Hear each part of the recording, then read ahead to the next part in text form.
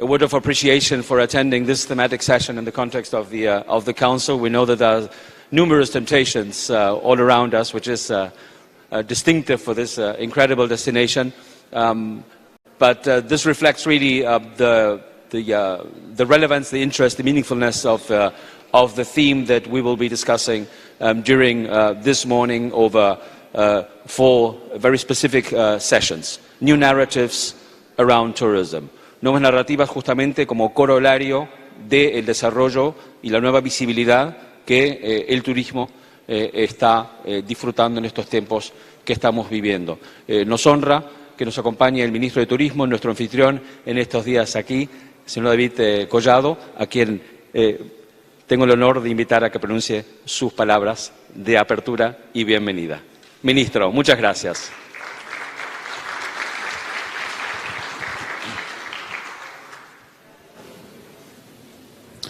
Muy buenos días a todos.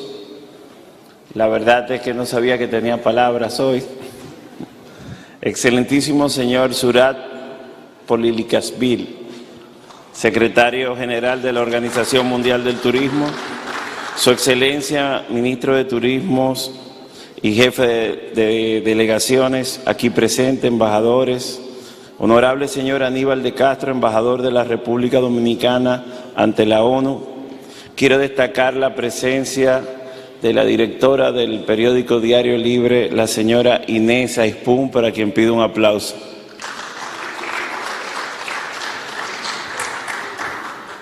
A los representantes de las Naciones Unidas, el PNUD, que se encuentran aquí presentes, para nosotros es un honor que estén en la mañana de hoy. Mis palabras serán al cierre. Creo que es una mañana prometedora, donde profesionales del área de la comunicación, de estrategia, de marketing, del turismo, estarán hoy presentando las diferentes estrategias que se están utilizando en el mundo para seguir encaminando el turismo. En nombre de la República Dominicana quiero expresar que ha sido una jornada exitosa. El primer día con el seminario de turismo sostenible y el respeto al medio ambiente en la República Dominicana. Ayer, en nuestra primera reunión del Comité Ejecutivo de la Organización Mundial del Turismo, la primera vez que se realiza en República Dominicana, fue una gran experiencia, donde vimos a diferentes países expresar sus pensamientos en las diferentes problemáticas que enfrenta el turismo a nivel mundial, como es el cambio climático, un turismo sostenible y amigable al medio ambiente. Y no quiero dejar de agradecer al ministro de Arabia Saudí, presidente del Consejo de la Organización Mundial del Turismo, por todo el apoyo que le ha dado a la República Dominicana. Muchísimas gracias. Y agradecer a Surat.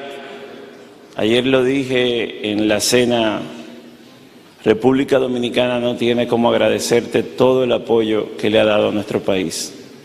Y sé que lamentablemente Surat ha quedado encantado por esa isla que está en el mismo trayecto donde nace el sol, y en 2 años ya ha venido 11 veces. Así que este país te quiere, y si te quieres mudar aquí, ponemos la sede de la Organización Mundial del Turismo en República Dominicana. Muchísimas gracias.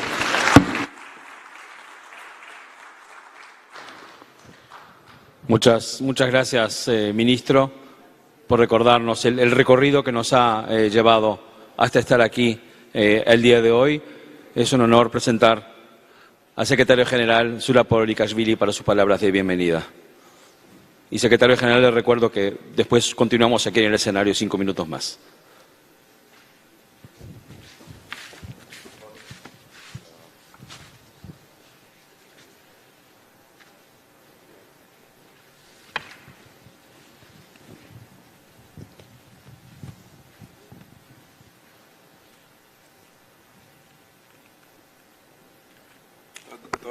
Todo es culpa tuya, querido ministro, de cena de ayer.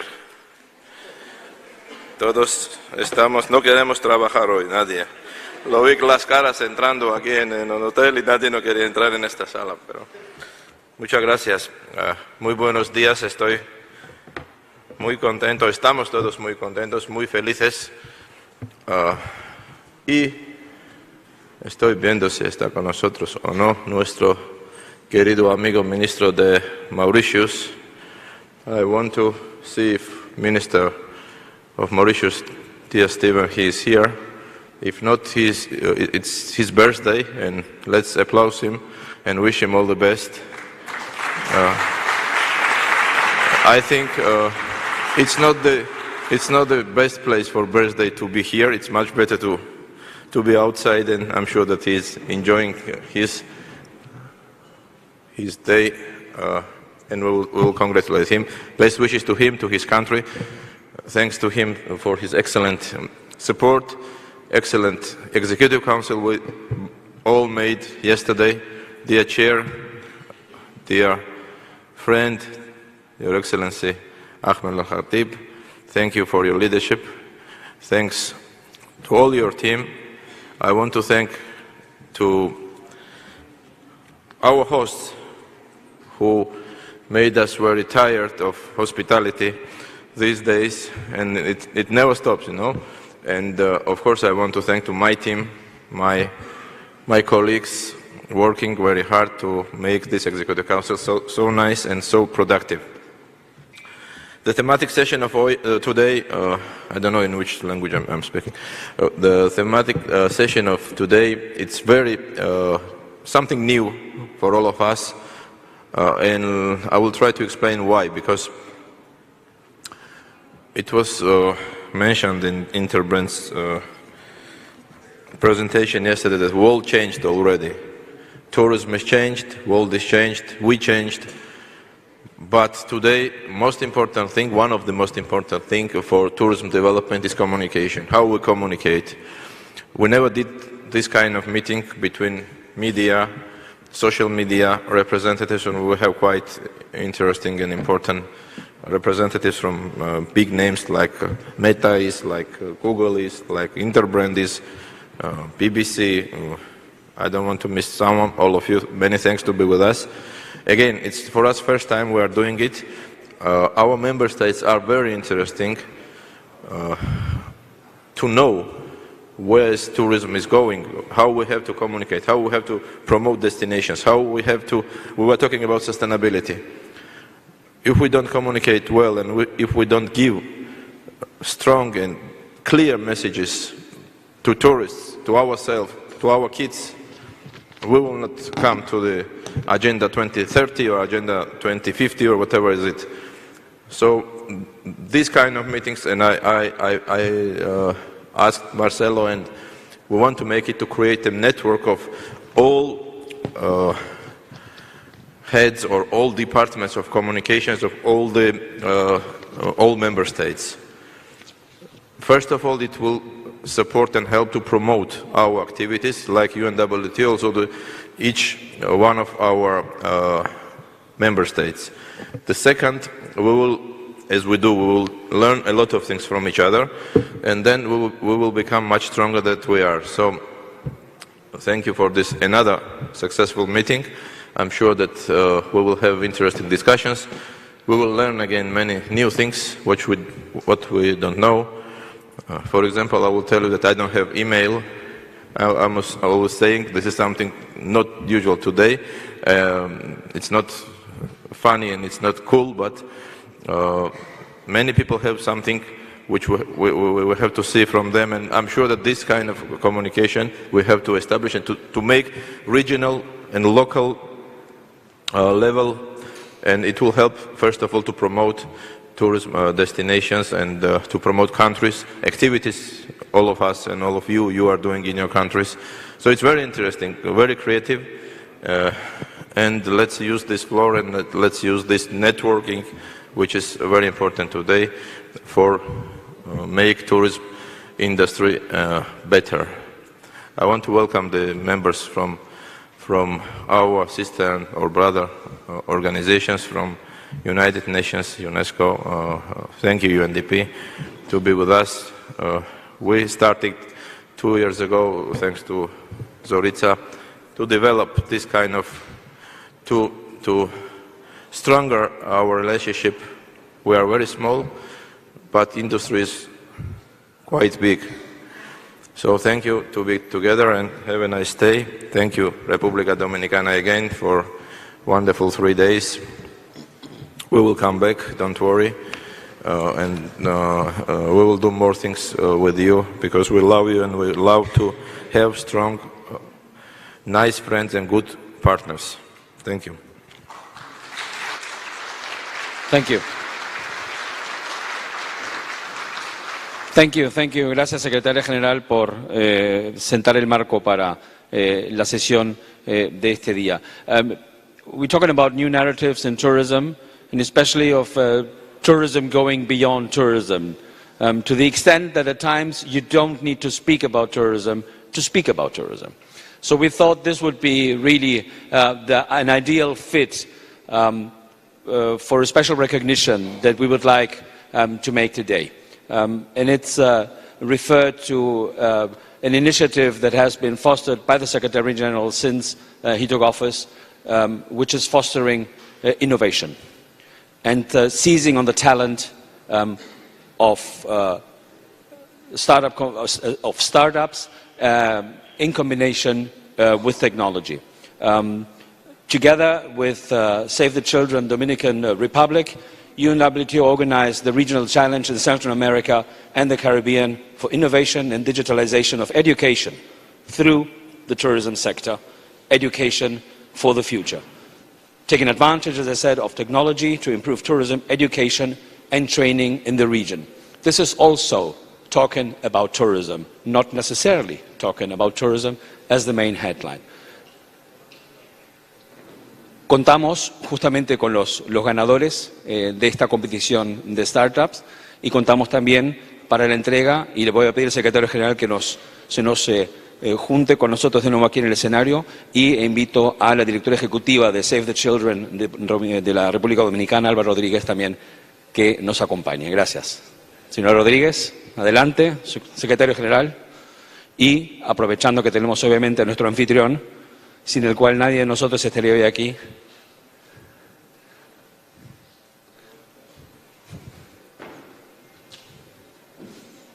Adelante.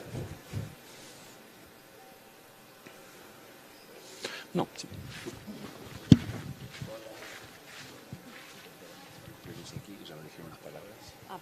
Si quiere o no, y luego hacemos la entrega de las redes. Muchas gracias. Muy buenos días a todos y todas. Ministro David Collado, en nombre de Save the Children, República Dominicana, y en nombre de nuestro presidente, el señor Juan Tomás Díaz, quiero agradecer al secretario general de la Organización Mundial del Turismo, ZURAP, a Natalia Bayona, que no nos acompaña, por haber propuesto esta iniciativa y por haber confiado en nuestra organización para el desarrollo de este reto, Educación para el Futuro, el primero de este tipo realizado en América Latina. Combinar el turismo con la educación es una oportunidad de unir sectores en beneficio mutuo, apoyar a jóvenes emprendedores del sector turístico que además tengan una visión social para apoyar la educación representa una experiencia sin precedentes, más cuando estos jóvenes son centroamericanos y caribeños. Queremos extender nuestra felicitación a los 4 ganadores de este reto, cuyos proyectos han sido seleccionados entre más de 100 participantes de América Latina y el Caribe. Para nosotros, la mejor inversión que podemos hacer en cualquier país es la educación de nuestros niños y niñas. El país que tendremos mañana es el reflejo de nuestra niñez de hoy, y a esto pueden contribuir todos los sectores, como representa hoy el sector turístico también. Muchas gracias.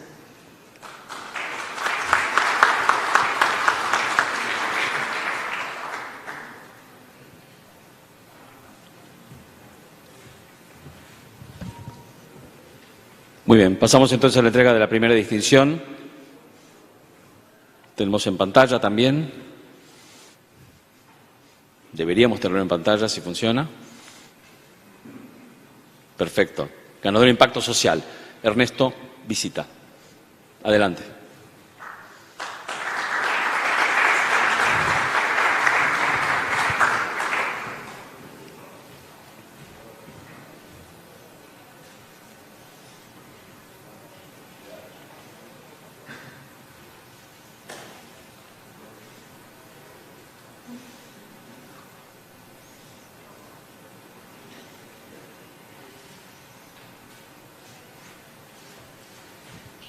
Muchísimas gracias.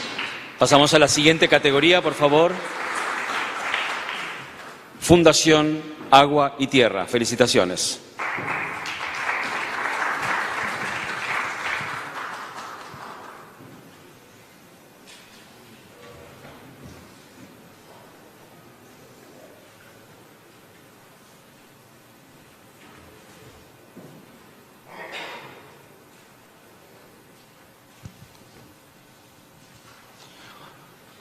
Muchas gracias. Un aplauso. Nuevas tecnologías. Nolim Studios.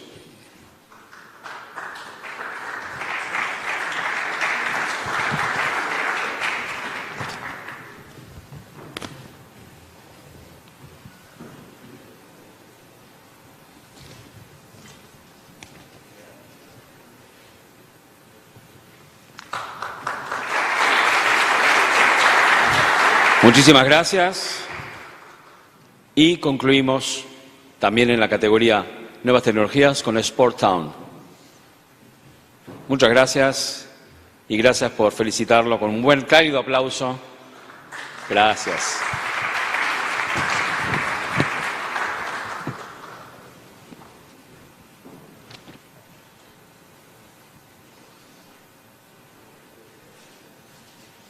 Muchísimas gracias. Bueno, gracias nuevamente, gracias secretario general, gracias ministro, gracias Save the Children. Por supuesto, secretario general. No, I just wanted to explain what we did. I mean, we gave the prizes, but what are these prizes about? 2 months ago, we announced with the minister the competition to attract on the board the talent from Dominican Republic, and our dear colleagues, dear friends, they are winners of this competition. That shows that Dominican Republic has a talent to export, and we are ready and we are here, and this recognition is to help them to give their knowledge to other countries and to other member states. That's it. So, congratulations, enhorabuena a todos y les deseo. Y tenemos que repetir, querido ministro, yo creo, este tipo de iniciativas porque tenemos que traer más jóvenes con nosotros, más ideas y más startups en turismo, por eso estamos aquí. Perdóname. Gracias. Gracias, secretario, por aportar más contexto.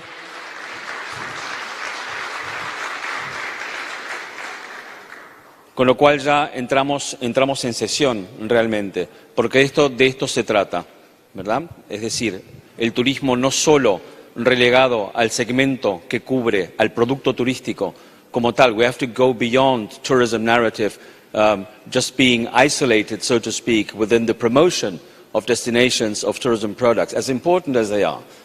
But we see here that tourism has many circles of influence and of interaction.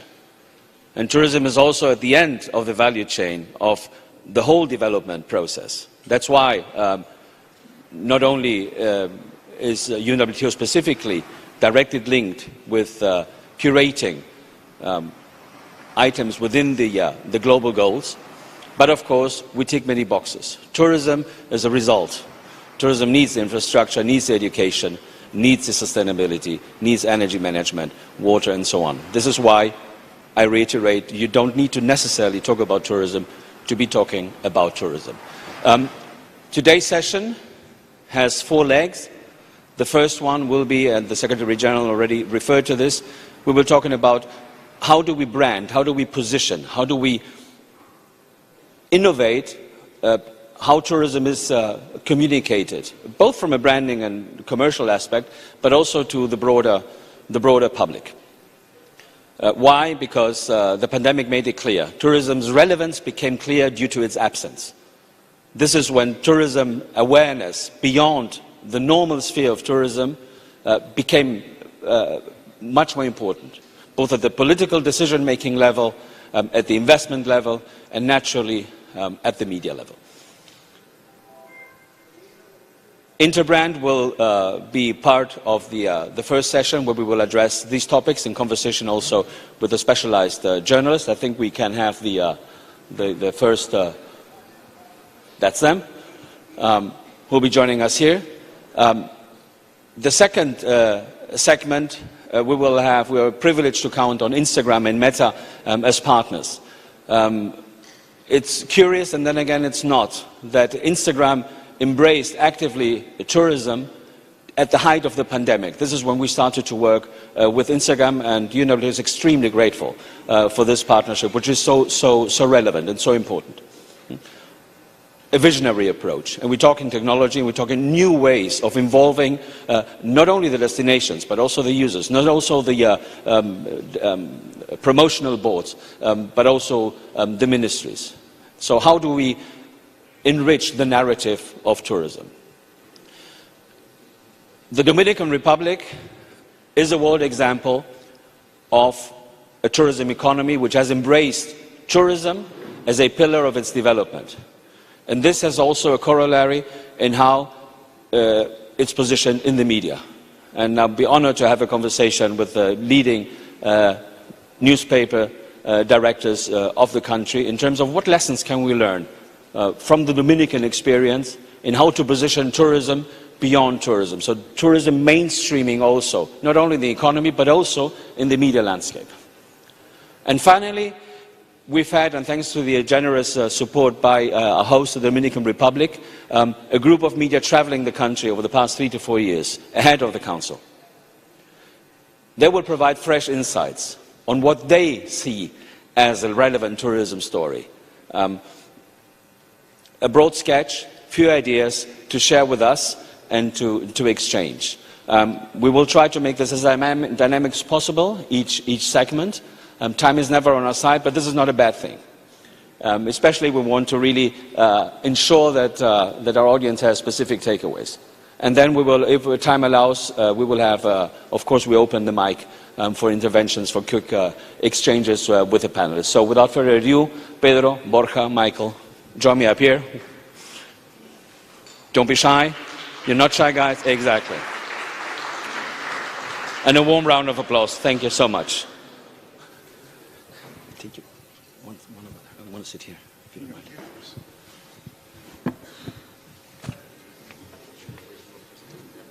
Sí.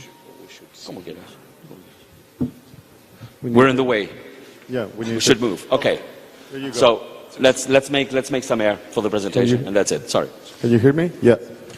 Hi. Well, thank you. Marcelo, thank you, UNWTO, and thank you, the Dominican Republic. I'll take your minister. I would love to live in this wonderful island. Thank you also, Melia, for hosting this event. We were very thrilled and honored to be invited into the stage to talk to you and walk you through what we believe. I mean, this is our passion. Obviously, we're brand consultants. We love brands.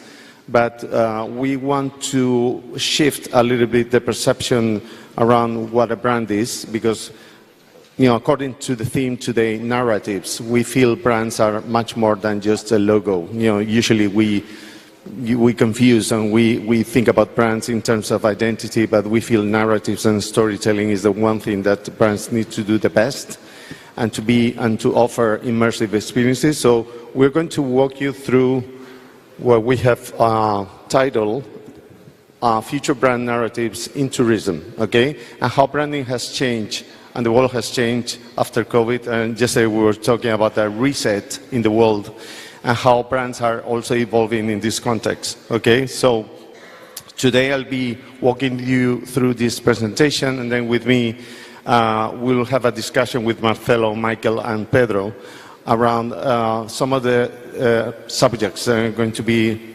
tackling with this presentation. Okay, so bear with us. I'll try to be as quick as possible with this presentation there so we can have a proper discussion.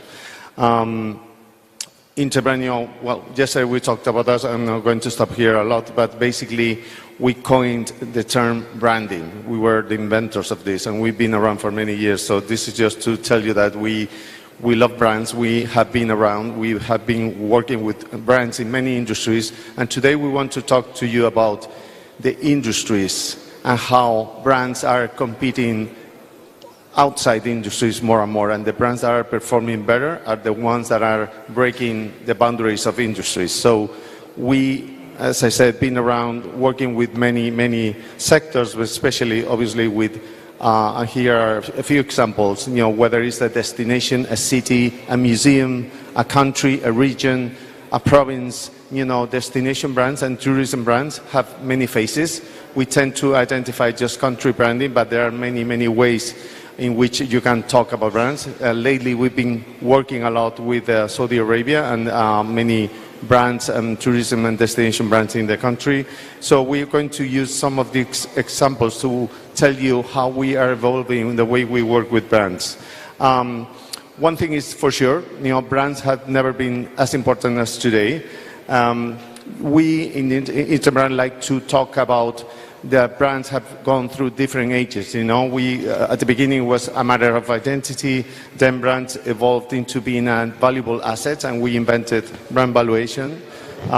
We also stepped into a different era where experience brand was in the experience was the one thing that we started to feel immersive, and brands started to create experiences that felt relevant to the consumers, and then evolved into the age of you. And this is when technology allowed the consumer to be empowered, so brands would shape their offer and their experiences around tailor-made experiences around the consumer, then consumers. So, as we like to say, at the beginning, brands were identifiers, then brands started to become valuable assets, then experiences, and then ecosystems. So, and this was in the past, and this is cumulative over time, but what is the next era? What is the next phase? Where are brands heading towards, especially after this reset that we just, and this disruption that the world has gone through?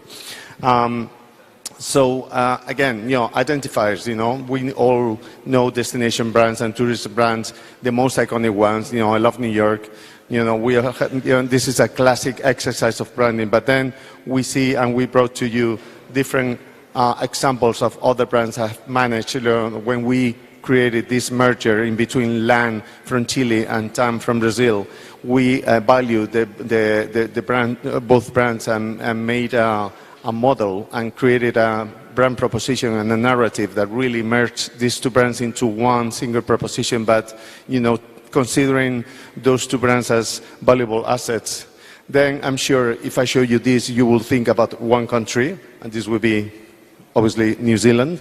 And this is, we love this because this is how a brand, like a destination brand like New Zealand, has managed to use Hollywood as a vehicle to promote and an immersive experience of their brand. So this has been an iconic move for in tourism, and we love to highlight this. And this is a perfect example of age of experience in brand tourism. Another example would be, and this is a case study, I would like to play a video. This is a Prince Akatoki hotel brand. This is a brand that was crafted around a specific necessity of individual needs.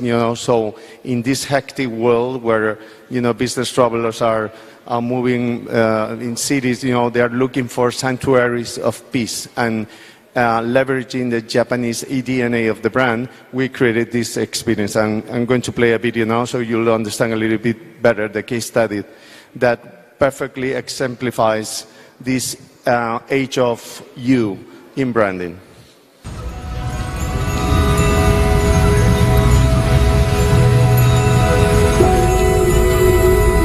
せわしない街で目まぐるしく生き、立ち止まる間も休む間もなく流れ続ける日々。私たちに必要なのは歩を緩めてひとときひとときを感じられる場所なのです。 The name Akatoki comes from an ancient Japanese word for dawn, because dawn marks a new beginning.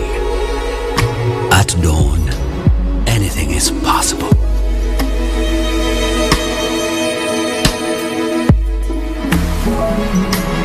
Our approach was simple. It was to share the best of Japan with the rest of the world. Japan's a really incredible place where design's evident in so many elements of daily life. The craftsmanship, that obsessive attention to detail, and spaces that were built to create a sense of quiet mindfulness. To bring that to life, we based our design philosophy on fusuma panels, traditional Japanese sliding doors that literally move apart and redefine a space. What that means is when they open up, it's like an invitation for people to try something new. Japan has its own distinctive style of hospitality. We like to think of it as service from the heart. It's about anticipating a guest's needs, sometimes before they even know it themselves. It's something we've been practicing for a long time. When designing the interiors, we follow the Japanese philosophy of ma. It's the idea of finding balance and harmony by juxtaposing positive and negative space. We want our guests to walk into the Prince Akatoki and find a sanctuary. Our hotels fuse Japanese and local culture to create a luxury experience. And they are made for you. From the moment you arrive, you are invited to slow down, breathe, and re-enter the world, feeling new again.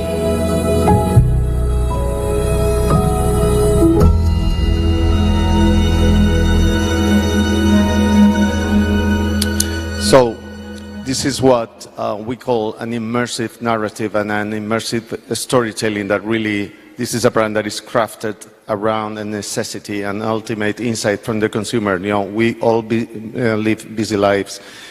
Welcome to this Prince Akatoki Sanctuary of Peace, where we will celebrate the Japanese culture. You know, so this is what we call is branding. It's not so much about the name or the logo or the colors, you know, but rather the whole holistic experience that the brand is offering. So, to our point before, you know, brands have never been so important, but however, what we feel is their role has changed dramatically. What we see now is that consumers are moving faster than brands. We see that the society, technology has allowed consumers to be ahead of brands, so companies and brands are a little bit lagging behind and trying to be to deliver things that surprise. And, you know, so that's the challenge for brands into the future. You know, how are we going to be able to surprise, to do bold moves, and to do things that will engage us with the consumer? So for that, we have coined this idea of iconic moves. You know, brands in the future need to make iconic moves that will keep them ahead of the curve and always surprising customers and being ahead of customers' expectation.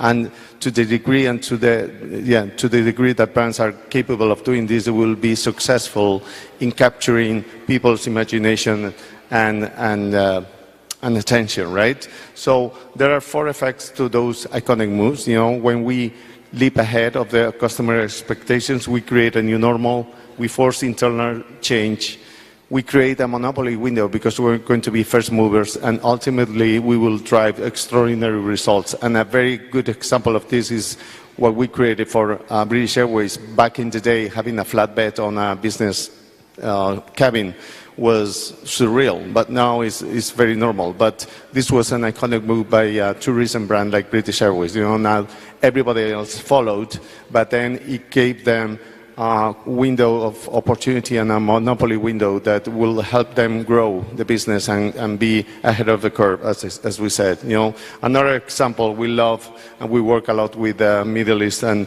Alula. You know, it's a destination brand that are doing amazing things. You know, so the whole nature of the environment. I don't know if you've been there, but it's a little bit like Petra in Jordan. You know, so all these caves, you know, all these pristine environment, this virgin environment of you know, where you can submerge in the culture, and the way they are addressing this is a hotel by Jean Nouvel, which is carved into the stone. You know, this is how a brand is incorporating the DNA of the destination into the way they are developing facilities and infrastructures and hotels. So again, an iconic book by an iconic destination. So those 2 are good examples. So, but the question remains, you know, what's next in branding? You know, so what we feel is, and we tend to talk less about positioning, because if the customer is constantly changing and we need to be ahead of the curve, you know, to which degree having a brand position made us a little bit static, you know, so we should be something more dynamic. You know, brands should be less about where you stand and more about where you're heading towards. You know, so in this, with this mantra and with this philosophy, this is the way we work, and this is the way we feel brands should be innovating. We need to make sure that we understand where we're coming from and where we're going, and connect those 2 points and make and populate a trajectory towards an ambition with iconic moves that will keep us ahead of the curve and making sure that our brand is constantly relevant into the future. So this is the challenge for new brands, and those could be little narratives that will take us to the ultimate ambition that we have identified. And then we see a world with crisis. What we have seen, and after working with many industries and many brands, is that unsatisfied customer that is constantly moving and evolving is less and less reliant on governments, on the media, on NGOs. They don't trust so much the organizations they used to trust. So they're turning into brands as references, as we call, acts, as a reference of what the world should be doing. So they request from brands and companies to deliver and to give back to society something in return. So it's not only the brands need to grow their business, but what are you doing for me and what are you doing for societies? So in this, with this premise, at Titema we figured, what would be the next step towards the future. So this is when we launch this age of possibility, which would be the 5th age of the brand evolution. So brands as acts of leadership. So today brands need to be leaders, need to be inspiring, need to have a compromise with society, and need to deliver beyond just business results. So we have moved, as you can see, across time, and this is for the last 80 years. From brands being assets of marketing to assets of growth, and now assets of leadership. And this is quite important because it's a breaking point in branding history.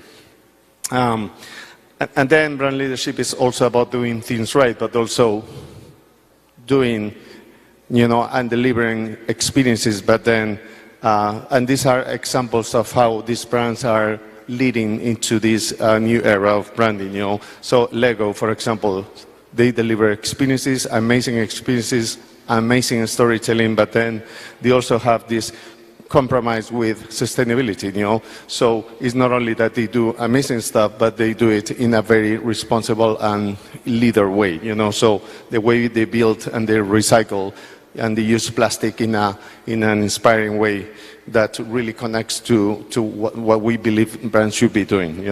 Others like Nike, so immersive interactions, Nike in the metaverse, but also making sure equality is also part of the equation. So incorporating women from different cultures and making sure that everybody is invited. So the brand, again, is doing amazing products and amazing services, but also having always this little bit of a compromise with the world. Airbnb, tourism brand, to some extent, is not only about talk the walk, but walking the talk. It's not only about how they have invented experiences, but how inclusivity is part of their equation. And they want to make sure that every bit of their service and products that they deliver have this, incorporates this aspect of inclusivity. So it's true and is unique to their DNA. And finally, doing things right, like Apple, obviously, the example we all love of a brand, but also doing the right things, with security. So I give you the best technology and the best iPhone and the best products, but also I'm making sure that you're protected. So this is the way I'm thinking about you, consumer, and this is the way I'm a leader. So that's how we see brands should be evolving. And so the question now is, which are the future brand challenges and threats? So what we see, and this is according to Professor Linda McGraw from Columbia Business School, thinking that your major competition is within your industry creates major blind spots. And this is something that we have seen For example, we may think that Avianca is competing with Iberia or LATAM Airlines, but they might be competing with Zoom, because to which extent Zoom is detracting business possibilities from an airline because there will be people that won't be traveling because they have Zoom as an alternative brand. So am I competing with brands within my industry, or am I competing with brands in other industries or other arenas?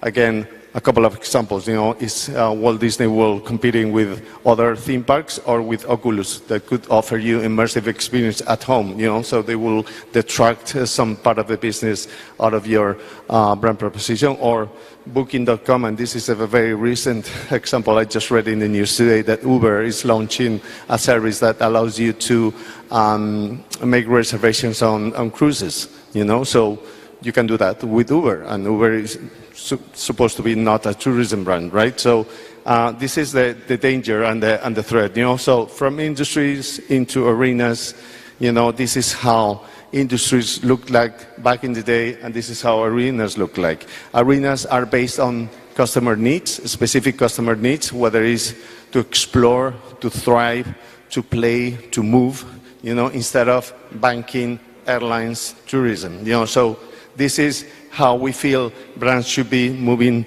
towards arenas. And this is a very good example of a brand that has understood this very well. They started out selling books, as we all know, but then they started populating their offer of products and services with different, whether it's video, whether it's music, with supermarket, whether it's, distribution, whatever. And to the degree they have managed to expand their offering in different arenas, they've been able to make sure that the brand value and the business has grown significantly, because they are not playing within one single industry of, books, but rather playing with different arenas. So this is quite a good example, and we feel there is an opportunity for tourism brands to do something like this. So Explore would be the arena for tourism. This is the natural arena. What we see is that Explore has different aspects and definition. What we have defined or identified Explore is about lust of life. It's about Explore brands awaken, inspire, and fulfill our desire for the unknown. Explore is about being our most alive. So tourism brands is all about this, right? So we have identified 6 Explore brand narratives, and we have illustrated those 6 narratives with 6 examples of brands that we have worked with. So the first one would be, Explore brands are self-explanatory guides, that brands that help us explore clear, first and foremost, about the journey within. And this is an example of a brand, hotel brand that we did in Patagonia in Argentina, but it has 4 destinations already, 4 hotels. What they do is they offer you very immersive experiences. Again, the hotel is completely embedded into the landscape, and they allow you to find yourself, to make the most out of your potential and the benefits. And what they do is they buy land, and they make sure that the land that they buy, they protect it. So this is how a brand like Explore is pushing for a narrative like, allowing you to explore yourself and explore the world around you.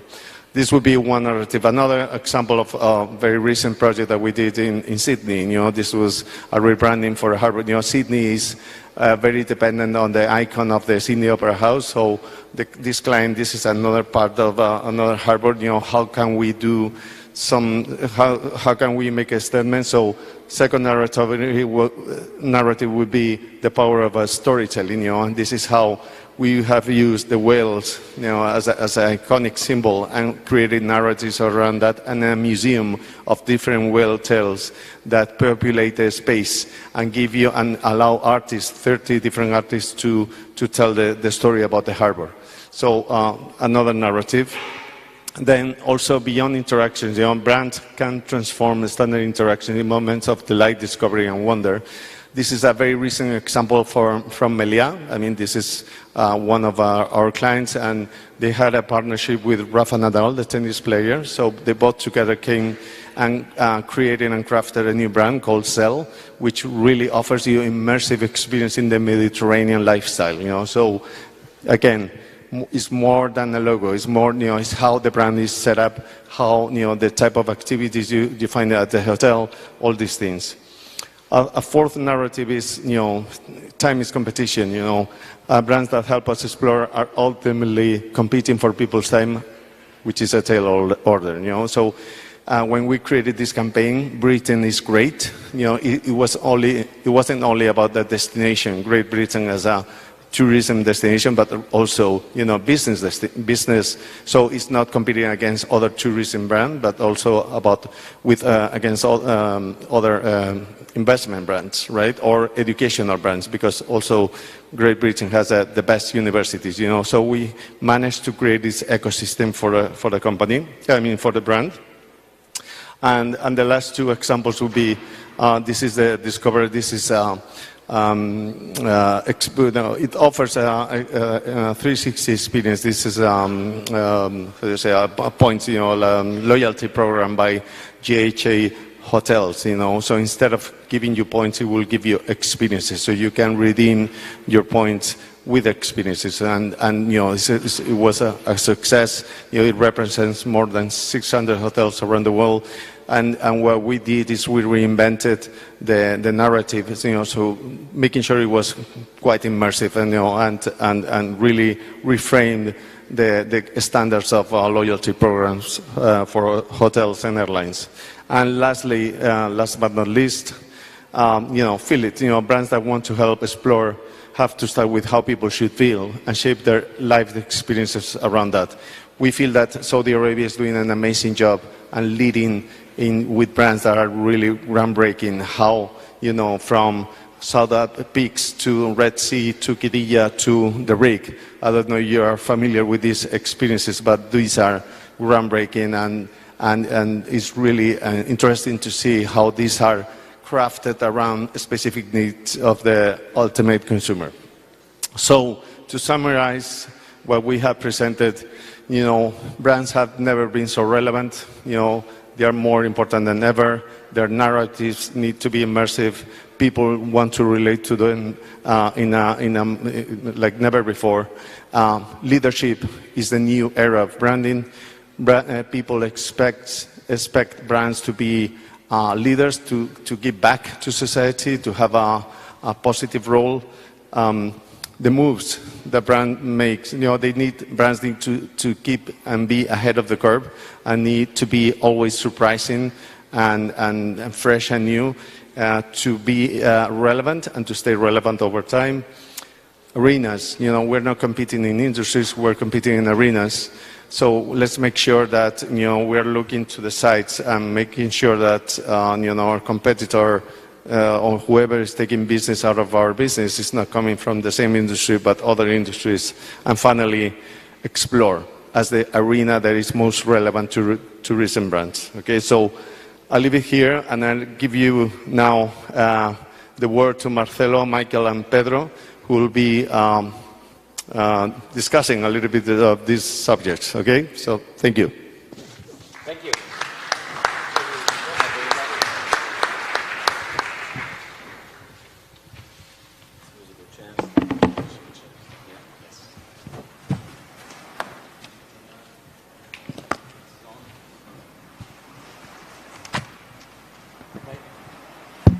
Ahora sí, muchas gracias.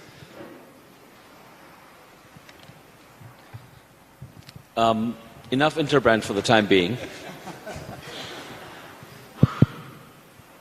Does it make sense from a media standpoint? What's your takeaway from this? When we're talking new narrative, you travel the world, you identify stories on the ground around tourism, package them, and hopefully position them. So, where does this fit in? It makes perfect sense when you live in the media world and having sat through and have it explained in detail. But the challenge from a media perspective is, how does the media take this and communicate that to the end consumer? And I think that's the challenge. The conversation, the plan, the description there is excellent, and I love the fact that we finish with Explore. because that's what media want to do. But that's the challenge. And I think what brands need to do is understand what's happening in the media world. So from where I'm sitting, we've just entered stage 3 of travel media. So when I started 20 years ago in this space, the travel editor was king. The travel editor curated content, the travel editor decided what content was published, and destinations had to work with editors. Then 10 years ago, we entered stage 2, which was bloggers, and bloggers then, they were the curators, and everybody could create content, and there was an open door, all content was available. And now we're entering stage 3, which is AI, where there is no author anymore. So chatbots decide the answers or the content that's served to the consumer. So this morning I did a search on ChatGPT and looked for restaurants here in Punta Cana. I got an excellent set of results, but there was no author, there was nobody behind it, there was no curation, there was no editing. It was just content that was brought together by AI. Where it came from, nobody knows. Was it good or bad? I don't know. But that's where the consumer is going. They're going to start using chatbots. So Bing, for example, have already incorporated it. Google are catching up with Bing. So we're now in a stage where tourist boards have the challenge, which is who's publishing this content, where is it coming from, and can we engage with it or can we manage it? And if there is content that is, let's say, incorrect in a magazine or a newspaper, you can contact the editor and they'll make the changes, they'll edit. Likewise, you talk to a blogger, you can point out where there might be, an issue with a piece of content, but with a chatbot you can't do that. And that makes it incredibly challenging. The answer is journalists have never been more important. So content creators, journalists, but good content creators and good editors. And here I thought that the time of added value for information generation was over. And it was more the container rather than the content, which is relevant, because this is how you get the big bucks for advertisement. But I think trust is important. People want to know where the content is coming from, who the author is. So it's the why, not the where, is important. Why is that journalist travelled? Who is that journalist? What's their background? Why are they writing about this topic? I think it's an opportunity for destinations and DMOs to work more closely with journalists, but they have to do more work to actually validate who those media are, because they don't have editors anymore to say this is a good journalist. Now, how to ensure, we were talking about new narratives. UNWTO is not really in the branding business. We're in the tourism for development business. This is the mandate of the organization. And we're trying to broaden and enrich the narrative around tourism, precisely to highlight that. How do you navigate that when we've just heard from the experts, from Interbrand, on really the value, and you were talking about stage 3 tourism journalism. I'm paraphrasing this for what Borja presented. It's stage 3 brand, so it's now brand and leadership, right? So there's a certain correlation with that. So what do we do with this? Are you proposing that you're a gun for hire? So there's a perfect link to the presentation we've just seen from Interbrand. It's the final point, point 6, explore. That's what media want to do. I think the stage or the day of the heavily curated press trip is over. It doesn't work anymore. Editors don't want content that they've seen 1,000 times before. They don't want to see an itinerary where the same places are visited again and again. The best press trips I've been on in recent years or recent months, and the best press trips I've been involved in, is where the media have time to explore and create their own stories, create their own content. So an example, a trip I did last year, it was a 6-day trip. The first 3 days, it was a lightly curated itinerary where the destination was introducing the journalists to what was available, what they could explore, what they could see and do. And then the last 3 days, based on what the journalists had seen the first 3 days, the journalists could choose for themselves what they wanted to go back to, what stories they thought were interesting, what people they liked, what they wanted to find out more about. The content produced from that was some of the best content I've ever seen. So explore, to go back to that point there. I think you need to give media time to explore, to find those stories. But the work of the Tourist Board has got harder than ever, in that they need more resources to audit and validate the media that they're going to be working with. You still need to take a lot of time as a DMO or a destination to find good media to do that. Now, before I move on to Pedro to talk about strategy, because this overall boils down to strategy, how do you ensure, Michael, that media doesn't really partner with brands? right? The role of media is to be that neutral instance which ensures the checks and balances. How do you navigate that? How do you make how do you balance it out? Whilst searching, for a relevant, meaningful story. And again, this is like a mantra. We're talking here, I want to always go back to the field of tourism for development. Soft sell. Hard sell doesn't work. So media don't want to be sold to, and they will see very quickly if a brand is pushing a brand message.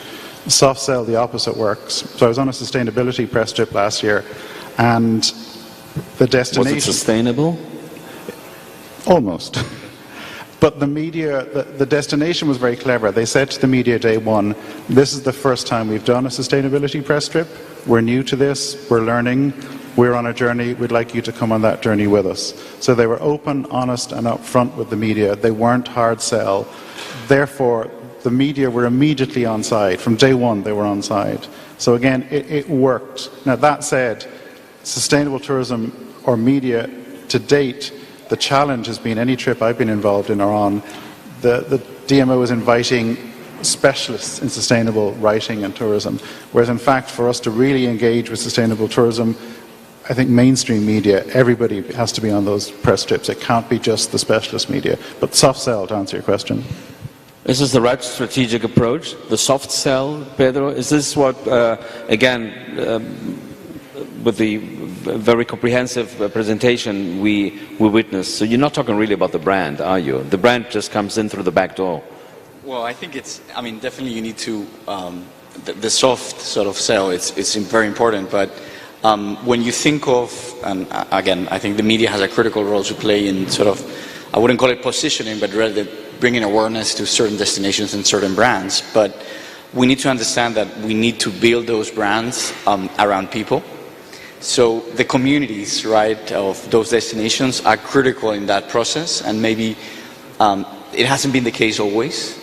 So if we want to tell stories, we have to tell stories about people and about communities, right? So how you engage not only consumers, but the people that are going to be directly impacted by that tourism is critical. So as for the role of the media, I think it's critical in those new narratives and portraying tourism in a different way and a different light, and the impact that tourism generates in destinations and to communities.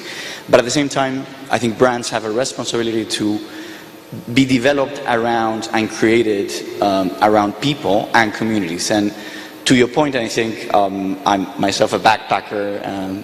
When I was studying, I had the opportunity to visit a lot of countries in Latin America, and what I think was most compelling of those destinations were the people, right? I was talking to a colleague from Mexico last night, and he was telling me about this industry in a village in Mexico that they do toys. And I think it was a fascinating story, but he told us it's not that well known, right? So I think brand is less about talking and more about doing. So I think portraying a message, it becomes harder because I think consumers, I think just detect very, very quickly when they are being sort of doctored or it's being a tailored messaging approach. We had the first mover advantage. Borja mentioned first mover advantage. We had the first mover advantage because we were the first out of 4 blocks at this session. Okay, we started late. We need to call this a wrap at this stage. Of course, feel free to engage as we move on. But then again, both of you have addressed from your perspective and respective angles DMOs, for those not familiar with our acronym words, Destination Management Organization. So those promoting actually destinations. So what would be your message to them? How do they?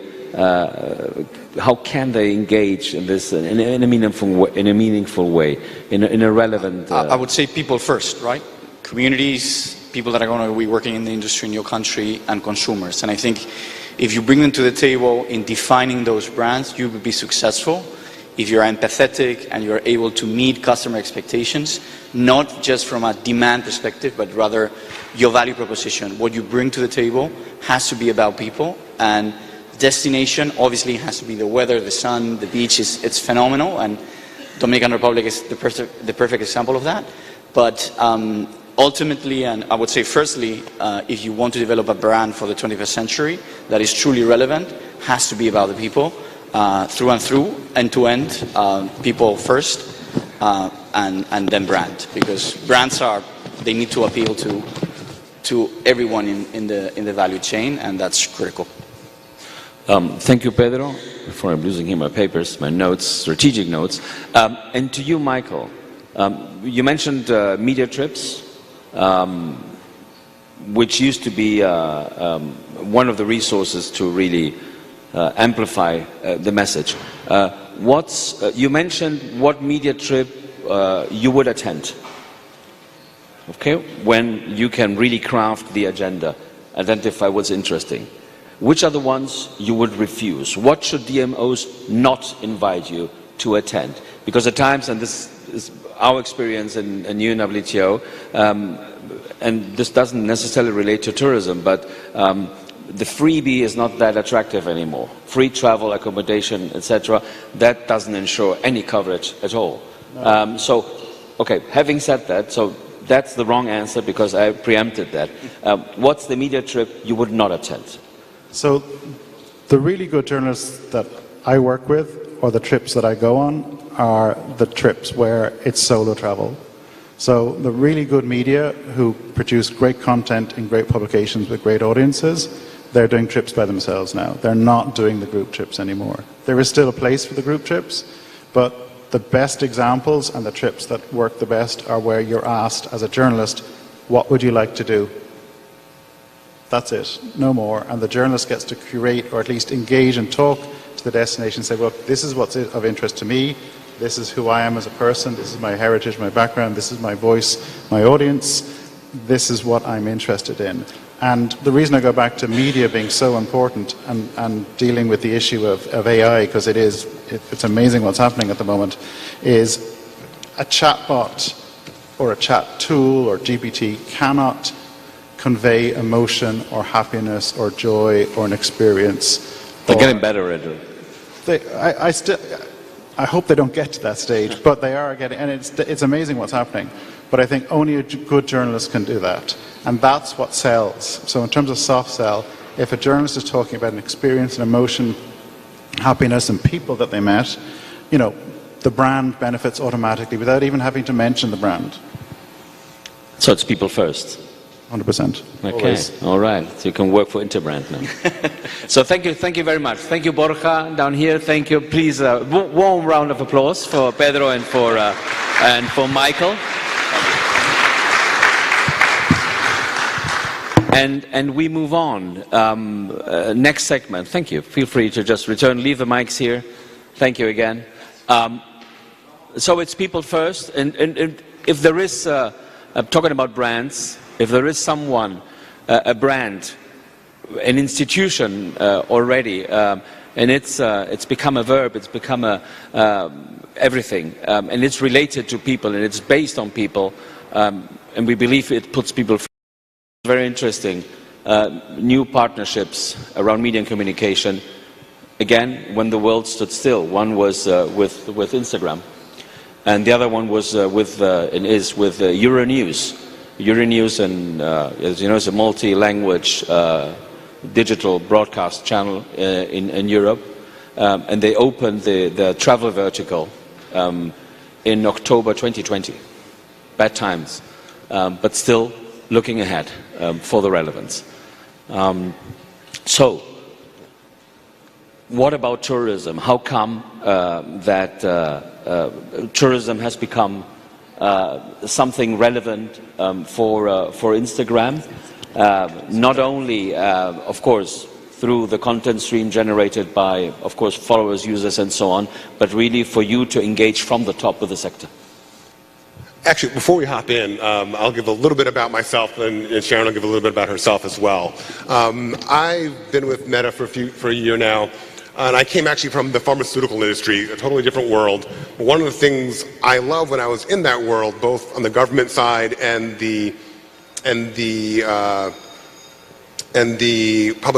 patient side, was I worked with people who got to tell their stories. And that's why I joined Instagram, was to give a chance for people to tell their stories. Is one of the things I was looking forward to. And so I also come from a small town, so we'll get into that some more as well, about the importance of the tourism in this program. But just want to give you a little bit about me, and I'll give Sharon a little bit about herself. Hi, everyone. I'm Sharon Yang. I've been with Meta for 7 years now. I'm from San Diego, and I currently live in Washington, D.C. And what I do at Meta is I actually manage partnerships. So I help manage our partnerships with the UN system. I actually manage a lot of our diplomatic engagement as well. So it's a pleasure to be here. I'm so happy that we have the privilege of coming to Punta Cana to represent Meta and Instagram. But back to your question, I'll let Ernest take that. Back to your question. Tourism has been a very important thing on Instagram. We've seen it growing. It is content people engage with. We have 2 billion people who engage on our platform, and tourism is something, and travel, that is right up there with our other important areas and that people engage with. It's up there with youth content, it's up there with parental content, DIY stuff. Tourism is very important, and on top of that, it's something that teenagers are really engaging with as well. A lot of our creators have a significant amount of teen engagement with their content, and so it's just somewhere we see growth, and we see the importance of our platform there and tourism to our platform. Of course, I mean, you have really the trends, hot trends, immediate, literally at your fingertips. How has this been changing? What have you seen over the past 2 or 3 years? We all have the benchmark of the pre-pandemic times where we are. Of course, we see this from a numbers perspective, just to see how things are moving. But then again, we saw the huge impact that this crisis, this pandemic, as well as many others, have had on consumer behavior in general, not only on tourism. Something new, something different? Is there a different world now than we see with what we saw before? And how then would you combine this, and what would you recommend, especially to those in the tourism sector, on how to really dive into that? I mean, we've seen several trends. One of the things we've seen is that the type of content that our creators are providing is shifting, and I wouldn't say shifting. There's new content and new additional types of content that are coming to our platform. The content is still there that is, the pretty and the beautiful, but there's a new set of sustainable tourism, more information being provided about the locations by our creators, a shift towards like a whole new model of how people are interacting on the platform. Precisely. So if you look at Instagram pre-pandemic, it was a lot of travelers potentially sharing very beautiful, aspirational photos of places they want to go to, or like it's like, I absolutely am inspired, I want to go there. But now if you look at Instagram, and particularly short form content, Reels specifically, you see that the content that people are sharing is much more informative. When I go to a place, how do I communicate? When I go somewhere, how do I ask for the bill? How do I exchange currency? I was recently in Japan with my mother. I brought her for the first time. And so, as you can imagine, I was doing some research on Instagram. And as soon as then my Explore page on Instagram became filled with very irrelevant content for me. And it was everything from, if you want to ask for the check in Japan, it's not this, it's this. So it became very informative content versus, look at this beautiful place, go there. It's more like, go to this beautiful place, immerse yourself there, immerse yourself in the culture, learn a little bit of the phrases you'll need and the language that you'll need. So I think that's the biggest shift, is not only is it from still images, but it's also to short form videos, and not just beautiful videos, but informative videos. So if you look on our platform now, a lot of the creators will start with the camera pointed to themselves, captions, so it's accessible for people who need to read. And again, it's more than just a beautiful photo, it's full immersion and information, education before you need to visit someone. And continuing with that, it's also information that is very relevant to specific populations. And on the accessibility front, we have a lot of our creators who are, and some of the creators you'll hear about later on today, who presented information about how to travel if you are differently abled, how to get to the beach and beaches that are available for people who are in wheelchairs. So that authentic content that's really tailored to a group that needs this information is now available on our platform from people who are living that experience and who can present really, here's how I was able to go to these locations and experience it for myself. Just quickly, maybe not everybody is familiar with the term. What is a creator? What is an Instagram creator? It's just anybody using the platform, shooting something up? I would say we are all content creators. And that, I would say, is the little c. We are all content creators. The big C, creators, as we define it, are people who actually do make a living using our monetization tools on our platform. So they actually can make, they are content creators as a profession. Yeah. And we see our creators as very important to our platform. They're the soul of our platform in many ways. And we want to help them be able to monetize, be able to make a living on our platform. But beyond the living that they make, it's also the expanded access that they give to other small businesses, the people that they highlight in their videos, that people can then interact with that they might not have known about before. Several of our creators really did highlight, and as it's shown in the video, there are 58 small businesses that were highlighted in this program, but that's something that happens every day. People bring the opportunity to engage with a business, with a small business that they might not have seen before. And as I mentioned, my parents actually had a small business, and I could see even back then, this was well before Instagram was available to them, the impact that a little bit more recognition could have on a small business. And so when the creators on our platform highlight these businesses, they are bringing something to the local economy, they're bringing something different to the tourist economy as well. Spoiler alert, we have two creators here who will be part of the last segment to see really how do we match the conceptual part, the theory, the people first, the branding, travel, journalism, coverage, etc., with what's really on the ground. Going back to people first, which I think is really the connecting thread, and those of you, of course, who witnessed yesterday the rebranding effort that UNWTO is undergoing, it is actually people-centric. It puts people front and center. I asked in the previous panel what their message would be precisely to DMOs, precisely to those promoting tourism, and also raising awareness, right? Which is then my role is, as a specialized UN agency. Do you share the approach that was here transmitted by both a seasoned yes. travel journalist and a world leader in branding? The short answer is yes, but I would actually like to explain a little bit why we decided to partner with the UNWTO, how the program started, and then transition to why creators, why individuals, and why the answer is yes.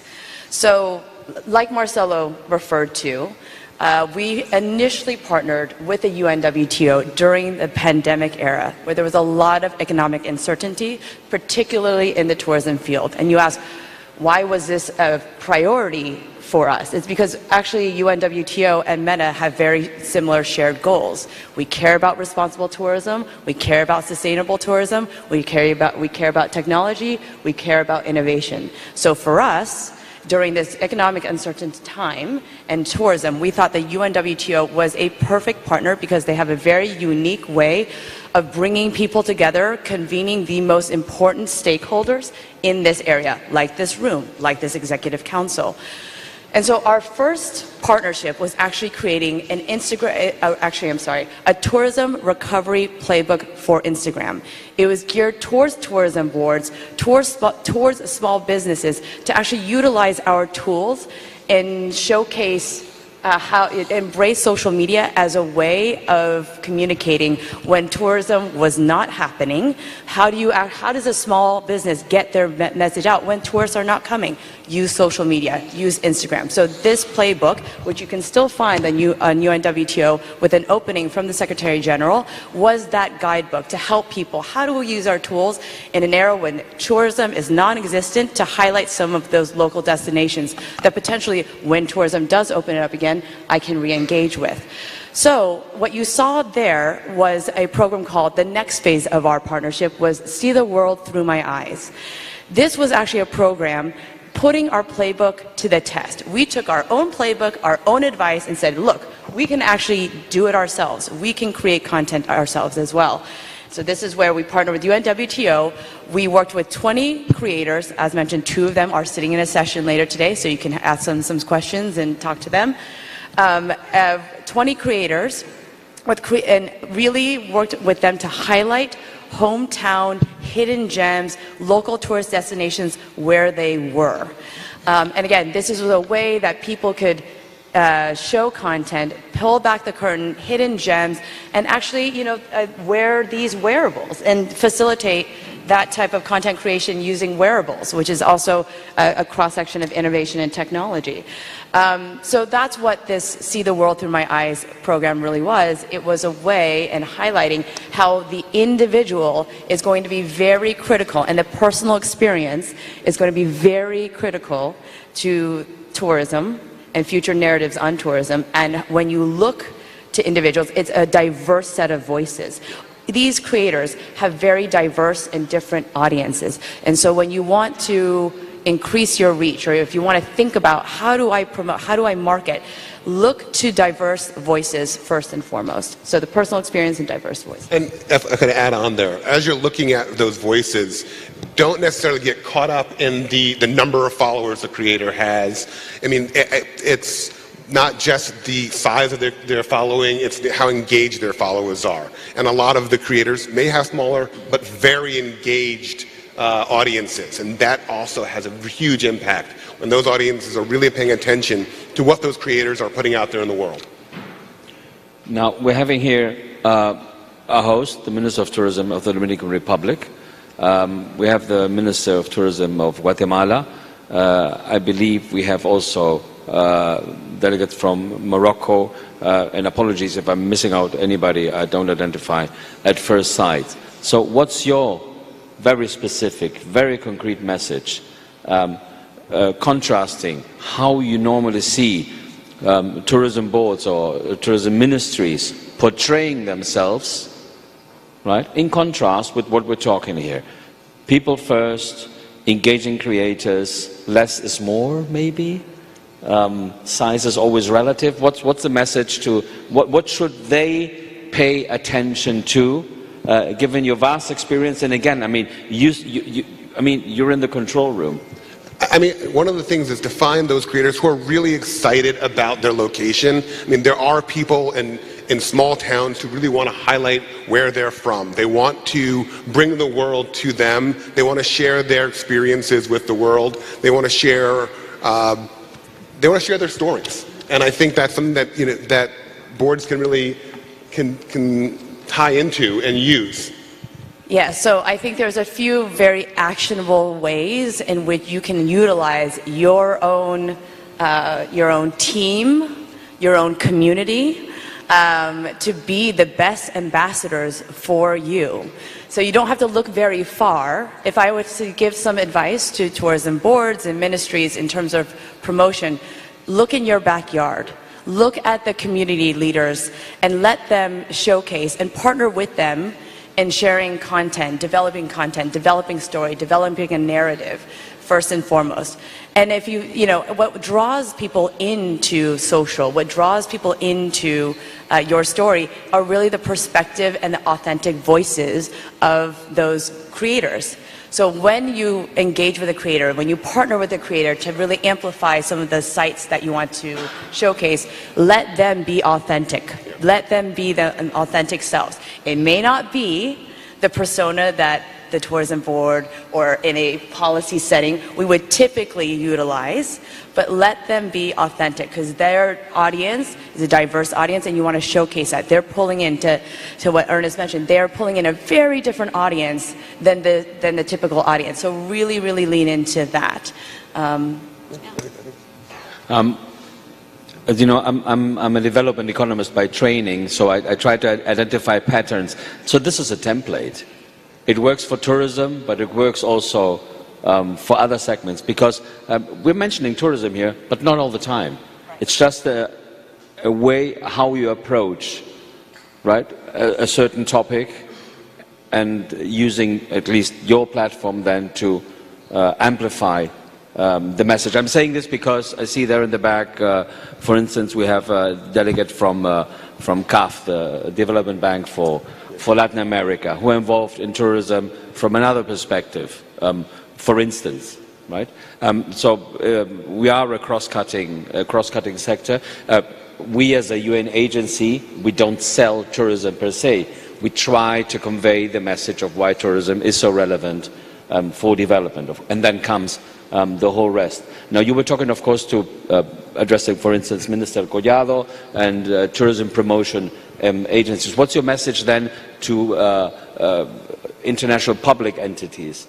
Somebody like the UN, the huge family that we represent, or a development bank like CAF. The advice is actually not too different than what we just mentioned advising. The trend that we're seeing on Instagram or even on Facebook is that it's a turn towards the personal and the turn towards the authentic. So it is that personal, that authentic voice.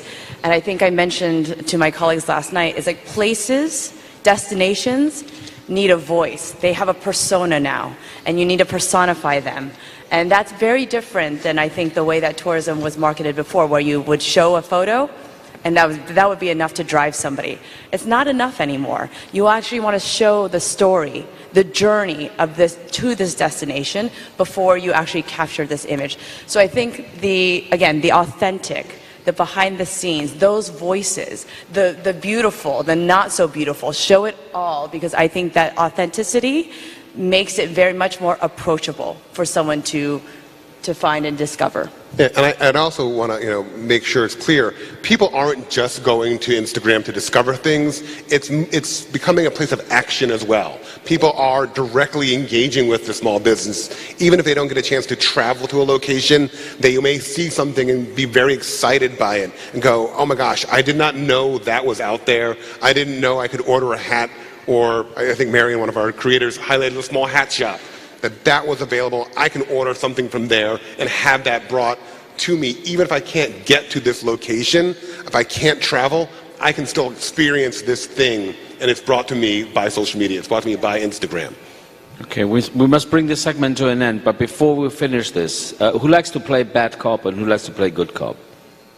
I like good cop. You like good cop, you're bad cop.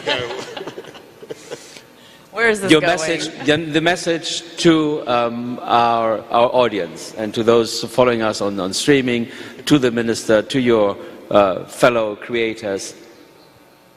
What are the don'ts?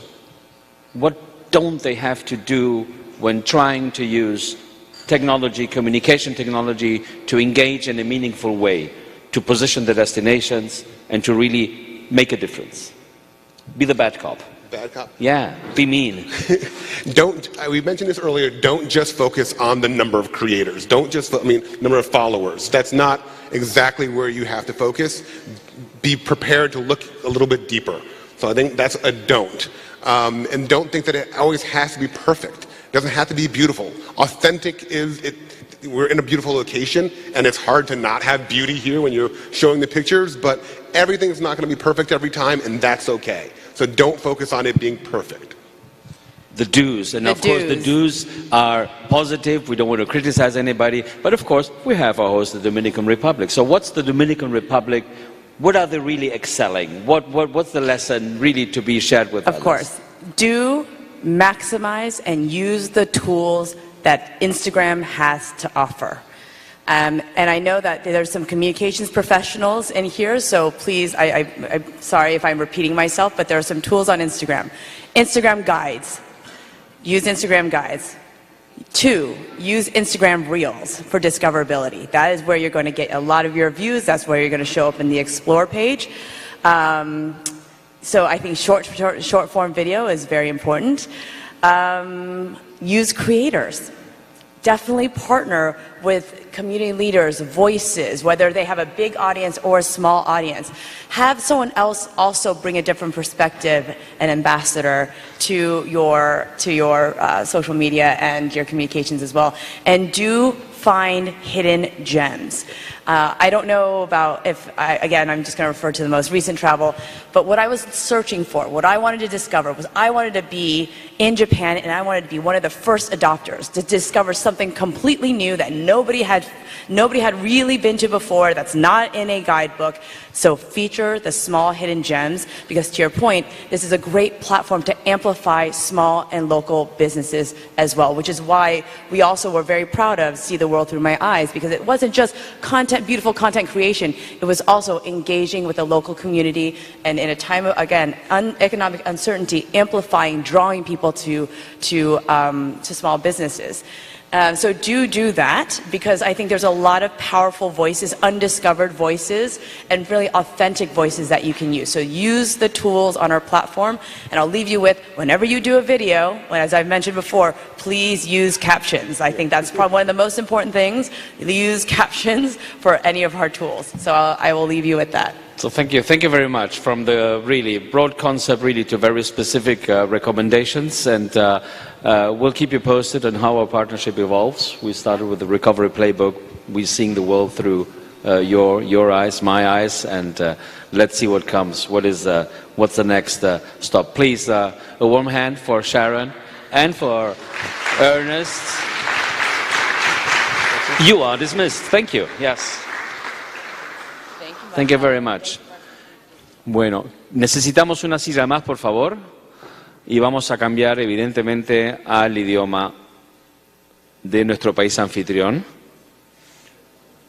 aunque la introducción la haré en inglés, if you don't mind. We're trying to really shed light on the new narrative, on enriching, broadening the narrative around tourism from these different angles that you've been seeing this during this session. Of course, branding, which is key when we talk in tourism promotion, tourism visibility, and raising awareness, and how brands have evolved and their role. And we saw the evolution over time, and how they really also are putting people at the front and at the center.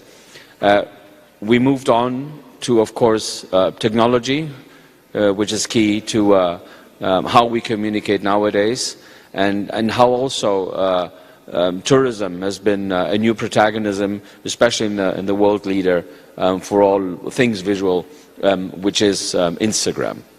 But we're talking tourism, of course, and narrative, and how to raise that awareness in the public.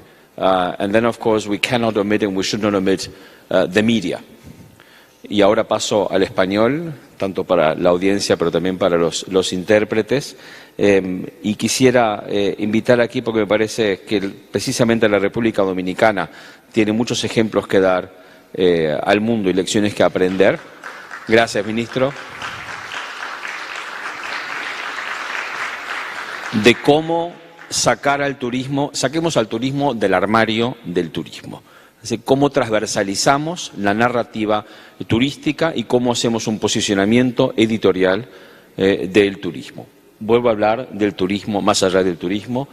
Tengo aquí quienes me acompañan. Los invito, acompañados por un aplauso, por favor.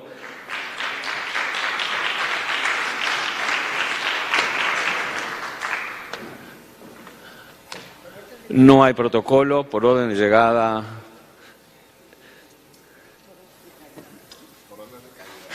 Por orden de calidad. Está muy bien, pero estamos a un mismo nivel. Para quienes no los conocen, obviamente que son muy conocidos en República Dominicana. Yo hasta ahora solo tenía el placer y el honor, obviamente, de coincidir con el embajador de la República Dominicana ante la OMT, pero me enteré que tiene un pasado periodístico relevante y hasta influencia en la vida privada de alguien más en este panel. Pero bueno, si les brevemente que se presenten, quiénes son, qué representan y seguimos conversando. Por favor, Inés. Buenos días, muchas gracias por la invitación primero. Mi nombre es Inés Saizpún, soy periodista española y ya dominicana, llevo más tiempo aquí que allá y dirijo el periódico Diario Libre que fundó el señor que está allá, que es Aníbal de Castro.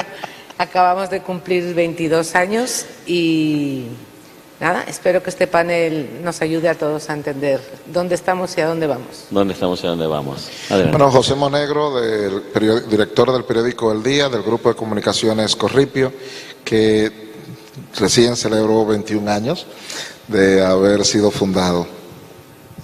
Y yo soy Aníbal de Castro, actualmente represento a la República Dominicana permanentemente ante la Organización Mundial de Turismo, pero arrastro conmigo varias décadas de periodismo muy activo que incluyen, tal como dijo Inés, la fundación de Diario Libre, que es hoy en día el principal periódico de la República Dominicana.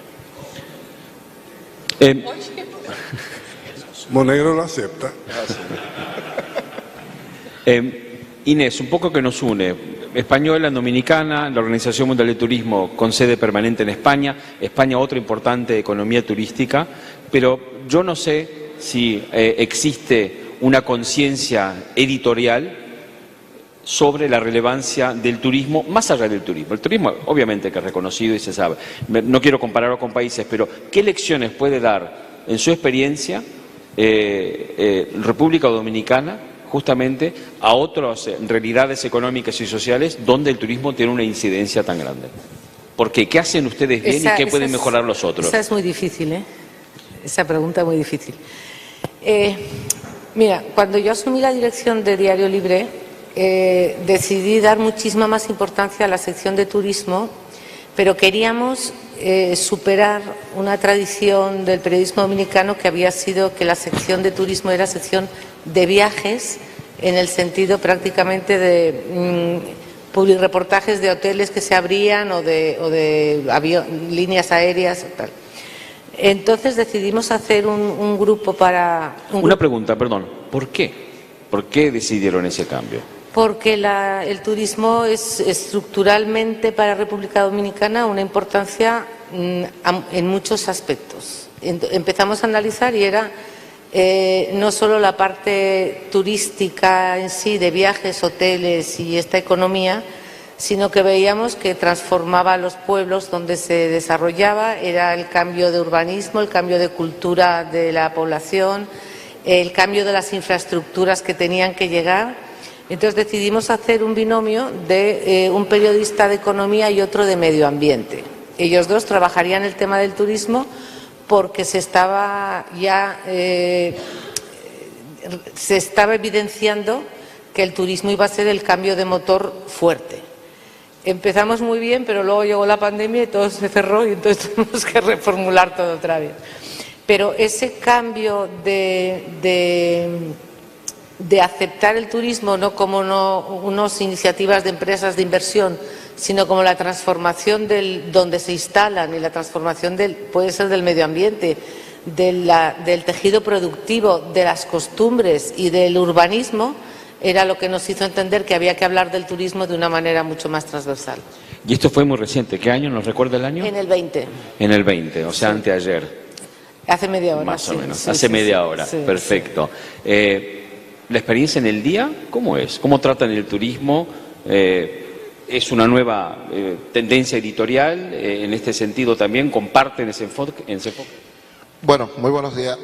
Lo primero, que cuando me tocó entré como fundador del periódico El Día, como su director, con un director que era muy visionario, Molina Morillo. Y cuando yo empecé a tener alguna incidencia en el contenido editorial en mi condición de su director, una de las primeras recomendaciones que le hice, y el doctor Molina, el director de ese momento, la aceptó, fue sacar turismo de economía, de la sección de economía. Porque cuando teníamos turismo en la sección de economía, lo veíamos muy cifras, muy estadística, una visión muy economicista. Y empezamos a ver el turismo como algo transversal. Y por eso lo sacamos de una sección encasillada de economía. Y siempre en Vida y Estilo estaban los viajes, los plurireportajes. ¿Por qué sacamos el turismo de economía? Porque mucho antes de la pandemia nosotros descubrimos que el turismo es algo transversal. Siempre tenemos nuestros choques con la industria turística, porque también nos ha sido difícil entender, y que nos entiendan también a nosotros, que toda la actividad del país incide en el turismo. Incluso la manera en cómo nosotros abordamos los sucesos tiene una incidencia en el turismo. Entonces, quizá porque en mis inicios en el periodismo, quizá de las primeras experiencias que yo tengo fue conocer la zona turística del norte, Playa Dorada, que tuvo un momento de auge, y por razones sociales que la gente no entendía, tuvo una decaída, ha vuelto otra vez a subir. Entonces, como por ejemplo el comportamiento de los taxistas de la zona, que se veía como algo de transporte, contribuyó a que se alejaran los cruceros de Puerto Plata. Entonces, como uno tenía esa conciencia de cómo un país turístico, todo tiene que mirarse como parte del turismo. La estabilidad política y económica del país atrae gente. El abordaje de los sucesos atrae o aleja personas. No es que no publicamos todos los sucesos.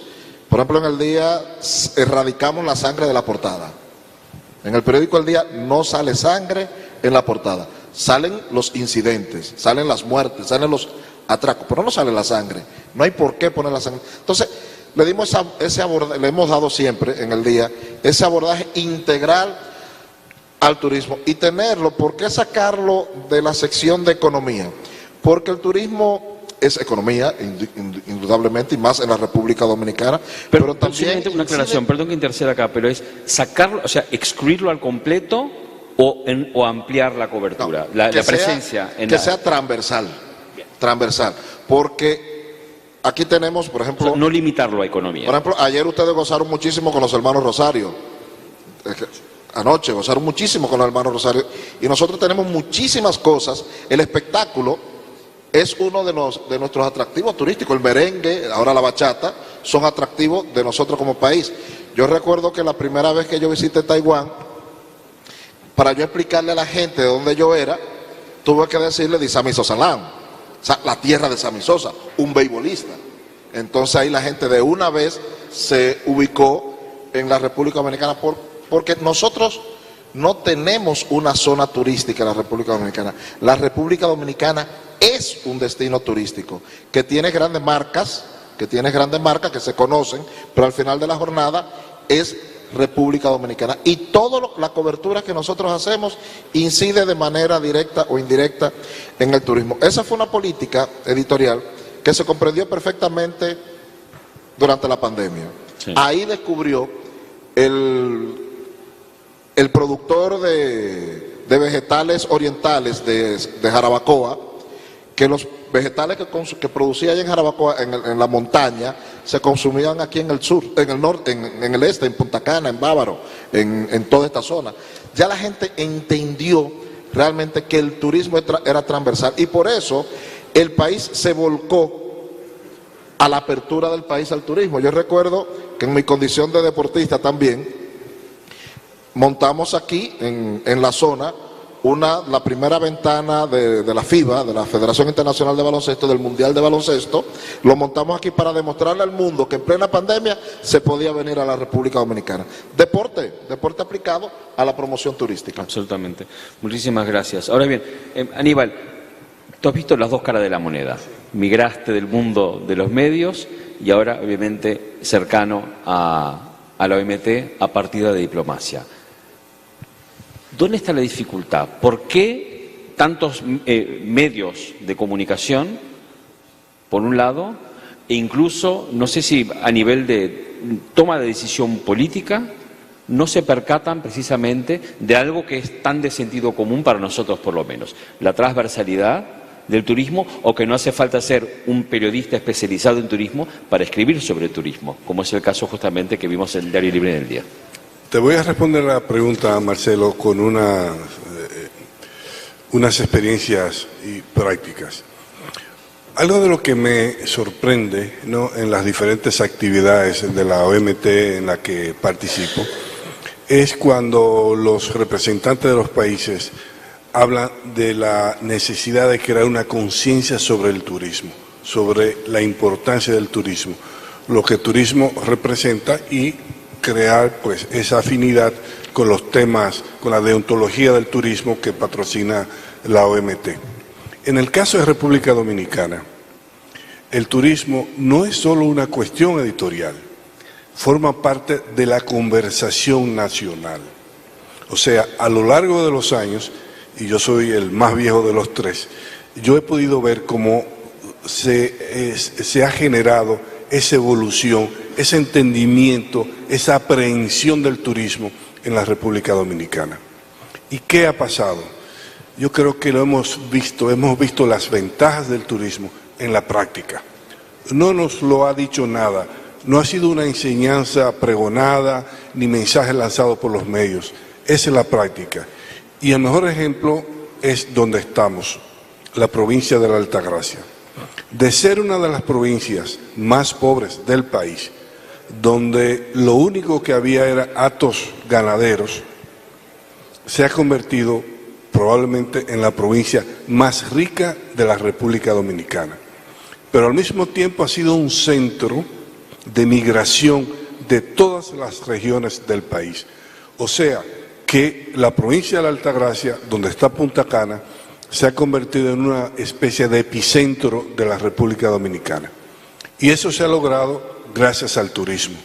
O sea, no hay que explicarle, no hay que adoctrinar a los dominicanos sobre la importancia del turismo, porque es una vivencia, es una realidad en la República Dominicana. Inés, ¿cómo hacemos para que cuando se habla de sectores económicos de fuerza, la imagen que normalmente la ilustra no sean imágenes muy estereotipadas, llenas de testosterona, contenedores, líneas de montaje, ¿no? Personas sudando? El turismo nunca es asociado, no siempre, pero sí, no siempre es asociado realmente con vigor, ¿no?, con fortaleza en ese sentido. Equivocadamente, como bien sabemos. ¿Qué está fallando?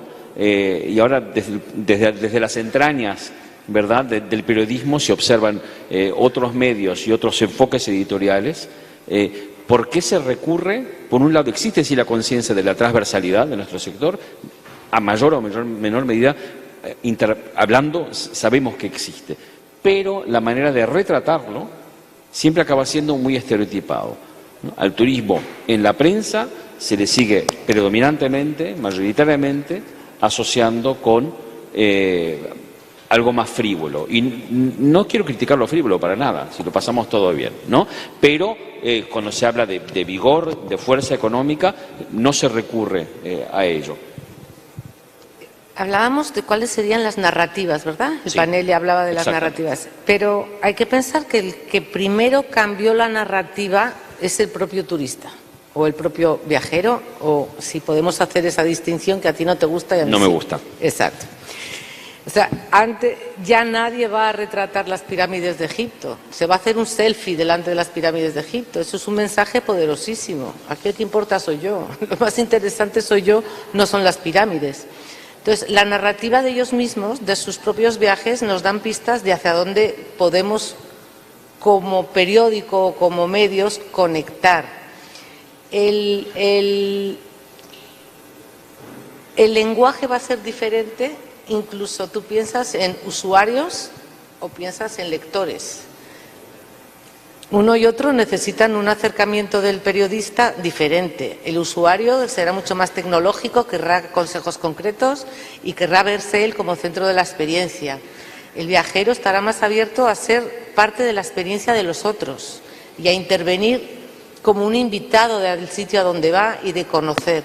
Y eso mismo les puede dar pistas a los de la industria del turismo de cómo manejar, porque ya la segmentación es tan grande que tú puedes hablar de grupos específicos a los que dirigirte específicos.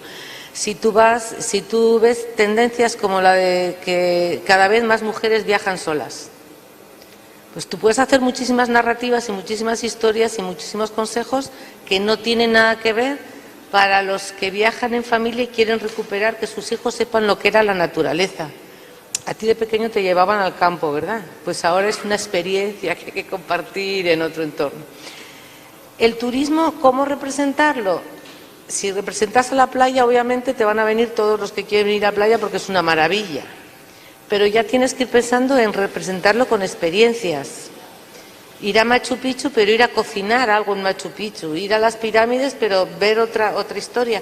Y verás que los viajeros también son totalmente diferentes a los turistas. Los viajeros tienen una literatura de viajes que no tiene nada que ver con las guías para el viajero. O sea, las narrativas son infinitas.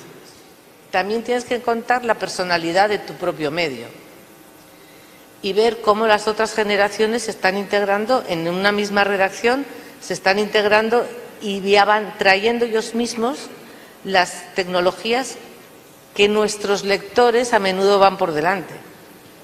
O sea, nosotros como medios podemos ser también un escenario de encuentro en donde los turistas se compartan información. Al final, creo que hay que repensar en función de lo que ellos quieren y de lo que ellos necesitan, y te lo están diciendo. Volvemos a lo que llevamos escuchando en la mañana, que es justamente colocar a la persona en el centro. Es que se ha colocado ella, ¿eh? Claro, claro, se ha colocado, pero lo hemos identificado. Lo que vale para el branding de Interbrand, lo que vimos antes con Meta y con Instagram, y también en la prensa general, precisamente. Si estuviésemos en un foro de medios,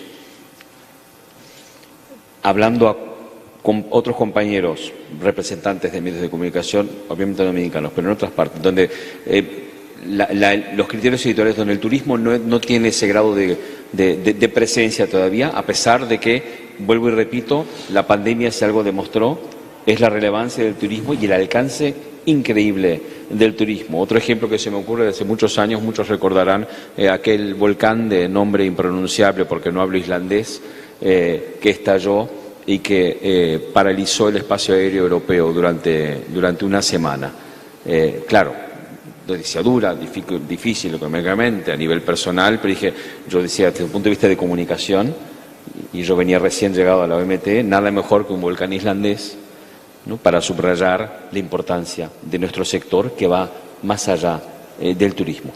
Volviendo a lo que estamos hablando aquí, ¿cómo hacemos para posicionar justamente esa mayor relevancia editorial que tiene que tener el turismo, precisamente por su transversalidad?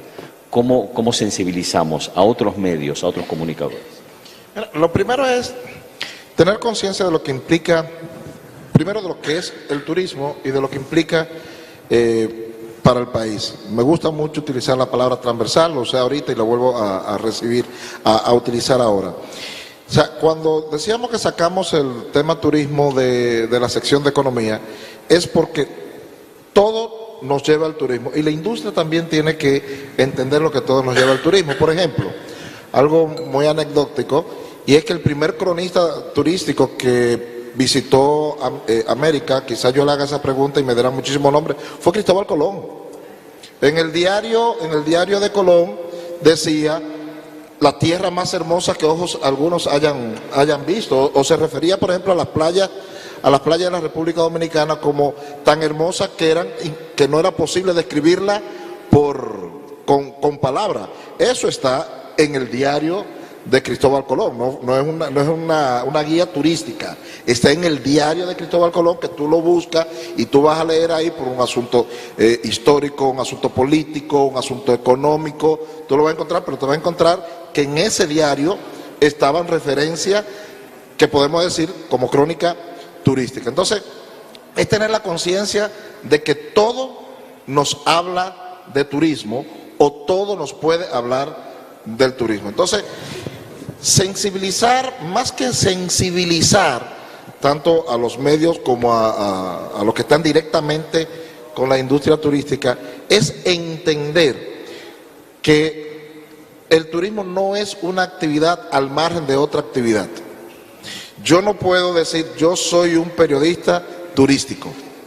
O sea, yo soy periodista y el trabajo que yo hago como periodista puede incidir positiva o negativamente en la industria turística. Volvemos otra vez a la pandemia y me voy al tiempo de la pandemia, porque la pandemia nos abrió los ojos. El país se abrió, fue cuando se abrió al turismo, se abrió el país completo, se abrió los productores agropecuarios, se abrió al sector de transporte, se abrió al transporte aéreo, por supuesto, se abrió el país. Nosotros, por lo menos en la República Dominicana, que como isla que somos, el turismo es fundamental. Pero cuando yo como cronista político, para ponerlo de alguna manera, a mí no me gusta ponerle apellido al periodista, porque usted es periodista. Yo recuerdo que una de las cosas que me cambió radicalmente mi forma de escribir fue que yo empezando prácticamente, creo que por aquí está el ministro de Turismo de Guatemala, tú decías, me tocó Carmen Chubrusiló, una periodista, la primera periodista de viajes que ganó Premio Nacional de Periodismo. Carmen Chubrusiló me dio un consejo cuando yo fui, que nos invitaron para ver estaban abriendo creo que la ruta del Tikal, que yo empecé a escribir con los clásicos las 5 preguntas, las 5 W. Ella me devolvió el trabajo y me dijo, Monegro, el que te lee tiene que sentir que está allá. Eso fue una lección que la aprendí para el resto de la vida. Lección que la aplico cuando he tenido que hacer crónica de narcotráfico, que la he tenido que utilizar cuando tengo que hacer crónica política, que la uso cuando tengo que hacer algún trabajo político. Es llevar a la gente al lugar. Entonces, todo lo que nosotros hacemos en el periodismo, si no reunimos eso, estamos gachos. Entonces, sensibilizar a la prensa. Yo creo que la República Dominicana está conteste, y hablo de República Dominicana, está conteste de lo transversal que es el turismo, de lo importante que es el turismo. Don Aníbal de Castro, que está aquí con nosotros, no quiero ponerlo viejo, pero pertenece a una escuela de directores maestros. Aníbal de Castro, Rafael Herrera, Orne, que son muy experimentados. Son mayores que él. Y todos son mayores que él, ¿no? Y están muertos, además. Pero todos tenían una conciencia clara de lo que representaba el turismo para la República Dominicana. Era a ellos que no los entendían. Era a ellos que no lo entendían, que no lo entendían los industriales, que los industriales no entendían, hoy lo entienden, de que el turismo es una industria y que es su principal aliado. Hoy lo entienden perfectamente. El sector agropecuario hoy lo entiende perfectamente. El sector político hoy lo entiende perfectamente. Nosotros tenemos como ministro de Turismo a un político jovencito, bastante joven, pero político consagrado, y él ha entendido cómo se hace política pública desde el sector turístico. O sea, los medios ya están sensibilizados. Los que han estado involucrados en la actividad turística como la conocíamos clásicamente han estado sensibilizados, y la pandemia obligó a que todo el resto del país se sensibilizara en torno al tema. Señor decano. Decano, ¿nos ponemos de acuerdo? ¿Es el decano? Excelente decano. ¿Qué hacer justamente con esta perspectiva, ¿no?, de gran trayectoria y de estar tener conocimiento de ambos lados, por un lado obviamente la parte editorial periodística, la diplomacia y estar tan cerca a la Organización Mundial del Turismo con su mandato que tiene obviamente, ¿no? Promocionamos, pero no promocionamos con un objetivo que es el desarrollo, ¿no? Y nuestro ADN de Naciones Unidas. ¿Qué hacer para no perder esta ventana de oportunidad que la mencionamos recién, que supuso la pandemia para el sector? Porque con todas las ventanas se acaban cerrando. ¿Qué hacer para no perder este momento? Sí, por supuesto que hay una relación muy estrecha entre turismo y diplomacia, porque nosotros los diplomáticos en gran medida lo que hacemos continuamente es vender el país, proyectar una imagen positiva, defender los intereses nacionales y por supuesto eso pasa por una promoción del turismo. Antes que nada yo creo que para uno preservar lo que tiene que ser transparente, tiene que ser honesto y no tratar de forzar una imagen que no se corresponda con lo que es. Y también debe de cuidar la imagen que se proyecta en los medios de comunicación, no solamente acá en República Dominicana, que para el caso sería lo menos importante, sino sobre todo en el exterior, Y yo voy con el permiso tuyo, Marcelo, a torcer un poco el significado editorial para traer sobre la mesa otro medio de comunicación que yo creo que es muy eficaz, es un instrumento de primer orden para la promoción turística y para la creación de un branding de un país, y es el cine. Hace 3 días yo iba conduciendo en Santo Domingo y oí a alguien en uno de esos programas de radio que decía que la República Dominicana se ha convertido en uno de los 10 países del mundo más atractivos para filmar. Y era un detalle que yo no conocía, ¿no? Con esa exactitud. Y me puse a buscar un poco sobre el cine y la República Dominicana. Y resulta que películas que figuran de una manera protagónica en mi memoria del cine, mi interés por el cine, filmaron escenas en República Dominicana y yo no lo sabía. Es el caso de una escena impresionante en la película Apocalipsis Now, cuando hay el desembarco en los helicópteros y con la música de Wagner de las Valquirias y está este militar. Eso se filmó en República Dominicana. Parte de ese recorrido del barco, se supone que en Vietnam, es el río Chabón en República Dominicana.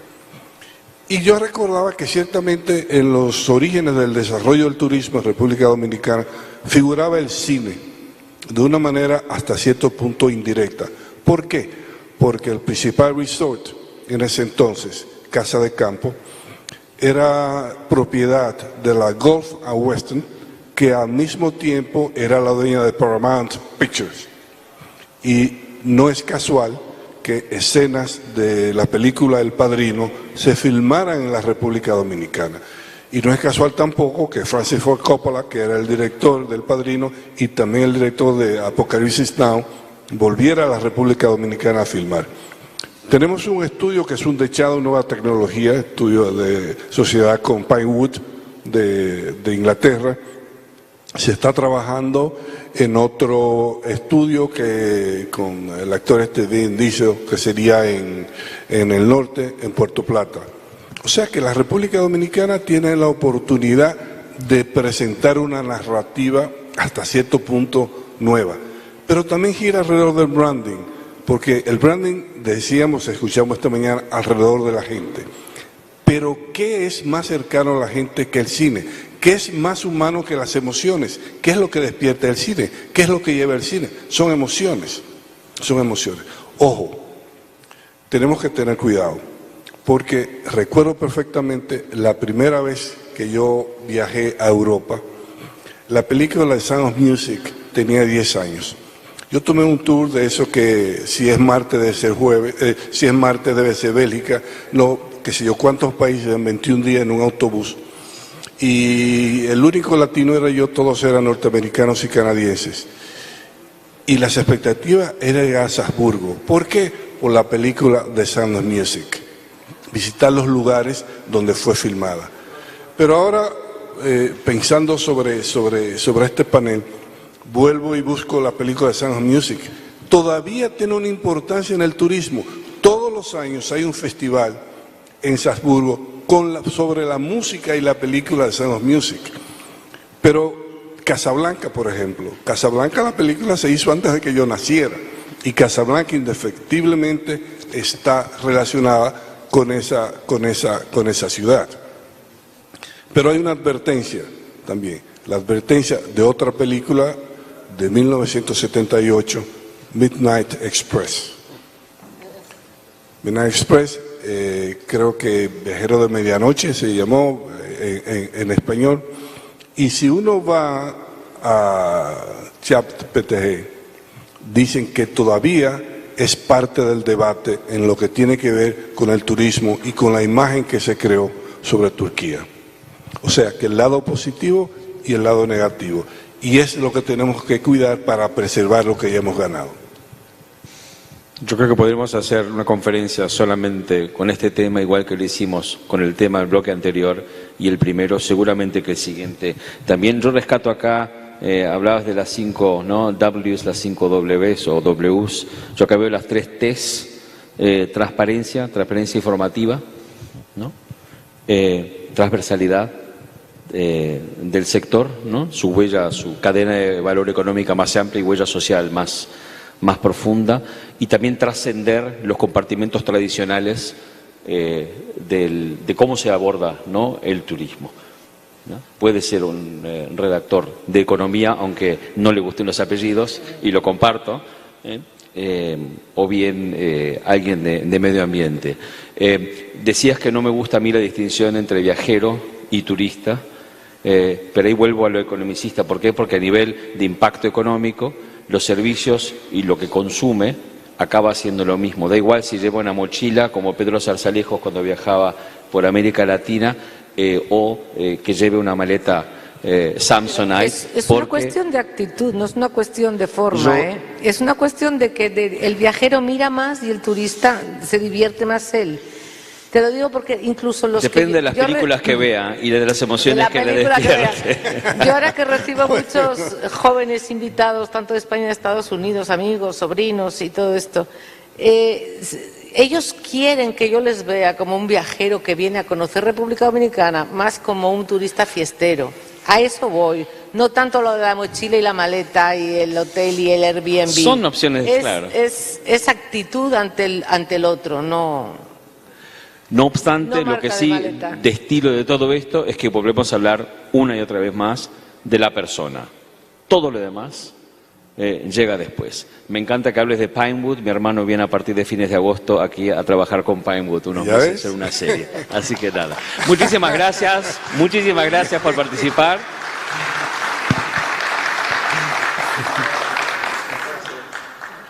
Y gracias por su tiempo, que siempre hay que agradecerlo.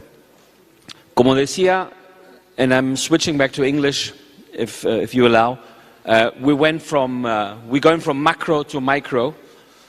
We started really with a big framework of branding, rebranding, and how it has evolved over time, and the collaboration also with you and WTO.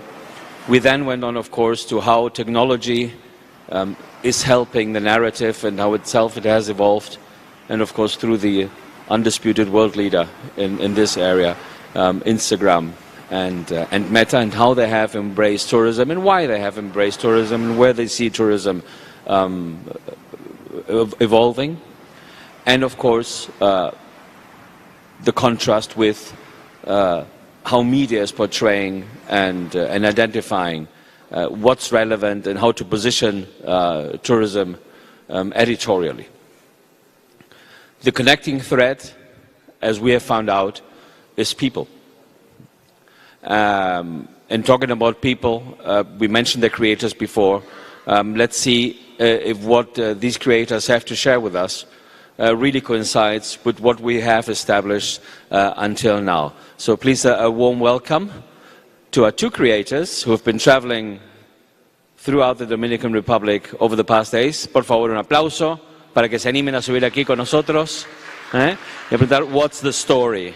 Creo que esta silla sobra. Chloe and Marion. I'm checking this if you like. Yeah, no worries. I have a mic. So we spread a bit, exactly. Se acaba de sumar la ministra de Turismo de Brasil. Only for information, this is the Minister of Tourism from Brazil who's joining us as well. So we're happy for that addition as we wrap this up with the final segment. Thank you very much. So, of course, we had before Sharon from Meta describing from Instagram what a creator is, but in your own words, what's that, a creator? What do you create? What do you do? Well, as Sharon said, we're all creators. So I'm not different than you guys. I use Instagram to post stories, photos, reels, videos, but I'm doing it full time. So I'm doing it as my job. And that's maybe the main difference. I studied journalism, never worked as a journalist, worked in marketing, quit my job, became a full-time travel blogger and creator in 2016. When I quit my job, I thought, well, let's try this. Worst case, I'll have to find another job. And here I am, 7 years later, and still pursuing this full-time, so it does work. If you want to know why, ask me after, but it does. Does the same description fit to you, or what do you do? Yeah. How do you explain people what a creator is, and also reminding what Sharon shared before with the minister and with the other delegates in terms of look at creators and even at their profile, less than on just blunt statistics. Yeah, I would say the same thing as Marion. And for me, it would be also to share my vision and my experiences of my daily life, because I travel a lot, but also where I live and the place I live, and share the places I discover and my vision of it. And I think it's what makes it interesting to share content. How long have you been doing this? We heard from around 6 years. 2016 you started working on this, so you've seen also the huge changes over the past years, because it wasn't the same being a creator. I don't know if the term even existed as such in 2016 as it is now. And you have been... I've been full-time 2 years. 2 years only. I started as a hobby, and I was seeing it was working well, and then I... So you also embraced tourism and tourism creation in the middle of the pandemic? Yeah. Before the pandemic as a hobby, and then when I moved to Mallorca, it's like I found my niche, and I keep sharing my daily experiences in Mallorca, and this is when I started to do it full time. Okay, now, before we established putting people at the center, we went again, and I repeat myself, from macro to micro. First, the new rebranding approach that we're pursuing with Unabitio, thanks with of the support by Interbrand, putting people at the center. They themselves said that this is how brand perception is changing, validated by Meta and Instagram, and also by leading media outlets in the Dominican Republic. Are they right? Yes? Can you validate them? Do you confirm this? So what makes you tick? What really is a good story for you? I think everything that has been said kind of reflects on what we do as well. So we do, as Chloe said, we operate in our niche. So it's very important for us to find stories that fit to our niche. So please do not invite me to a family resort. I don't have children. That would not work for me. I cover stories that are about female empowerment, wildlife conservation. That's the stories that I'm interested in. Then what Michael Collins said about giving us time at the destination to research, to create our content, that is very imperative. And then last but not least, I want to throw a word out here, which I don't know if you've heard before, but it's called co-creation. So do not sit in like a tiny boardroom and create your strategies around influencers and then go out and ask us if we want to join. But bring us to the table. Bring us into that room and co-create those campaigns together with us, because then you'll have the best outcome, because we know our niches best, we know our audiences best, we know the stories that reflect best, so please use that knowledge that we have in our, again, very specific niches. What's your approach? How do you create? What do you do? Transmit it. What do you need, and how can your work how do they make your work easy in terms of really getting out the stories and identifying the interesting contents? If you were to work, for instance, with the ministry or with the DMO. For me, the best approach is taking a destination that it's known, for instance, with Dominican Republic. When you think of it, you can think of palm trees, white beaches, but what I loved about this itinerary is that we discovered the other side of the country, and for me that is the good story. It's discovering lesser known places and sharing stories. For instance, we met incredible people with incredible stories, and for me that is good content. Maybe we want to show a few examples from what we saw during our pre-trip. So maybe, Alba, you can pull up the Chocolala. Oh, that's Alfa Laval. Oh my God. You notice I don't speak Spanish. I think it's Alfa Val. Let's not fast forward that. Let's go back to the first image, please. I would like them just to explain briefly what we're seeing here, and just a reminder for the audience. We arranged, with the support of the Ministry of Tourism, a brief but I think very intense itinerary ahead of the Council. The idea was to broaden again the narrative around what's there. Not that, of course, that Punta Cana and the beautiful places that many, many people know around the world should not be promoted. But there must be more to the Dominican Republic than what comes to your mind immediately. There are other stories. Okay, so this was the idea, and hear from you, Nabilitio, now a big thank you, of course, to the Vice Minister, Carlos Peguero, who was instrumental in setting this up, and his great team, and the generosity again of the host, and really the open-mindedness in terms of really incorporating this focus for this exercise. And again, this comes fresh out of the oven, but I'd like you, yes, to explain a bit more, very concretely, but think really in social media terms, talking headlines and concrete takeaways for the audience. What are they witnessing here, and why is it interesting? And what is the relationship with tourism? Yeah, good question. So you said we are broadening the story, but I think we're also deepening the stories. It's going in depth and really, not just meeting people, but getting to know their backgrounds, getting to know their struggles, and also their solutions. How are they working to kind of alleviate those struggles that they have? And Chocolala is a great example. It's a female-led chocolate cooperative, so they produce cacao. And I realized that most tourists that come here to Punta Cana are not going to go there. We sat in a bus for like 6 hours to get there. It's a long trip. It was very worth it for us because it's a very interesting story. But I believe these stories need to be brought here as well. So we need to find ways to bring Chocolala to Punta Cana, to the resorts, have cacao ceremonies, make it meaningful, interesting, but connected to what your destination is really about. And I think there's great potential. I mean, they're selling their products at supermarkets now, so they're becoming bigger and bigger, but it needs to be connected to tourism better. What else? What other examples can you show us?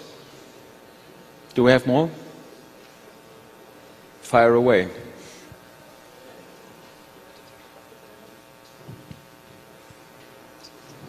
Yeah, it's also my photo, but it's fine. That's another example of a cooperative doing weaving work out of banana leaves. So something that I didn't know before. Of course, we know the Dominican is a great exporter of bananas, but this is something that adds value and creates local value because they are using a byproduct of the banana production and creating these beautiful weaving products like the hats, and they have bags and all sorts of nice things.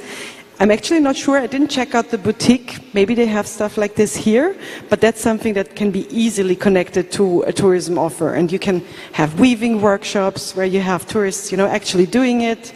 We didn't have time, unfortunately. We had like 10 minutes there, but I would have loved to learn how to weave myself. And what I loved about this itinerary is that they...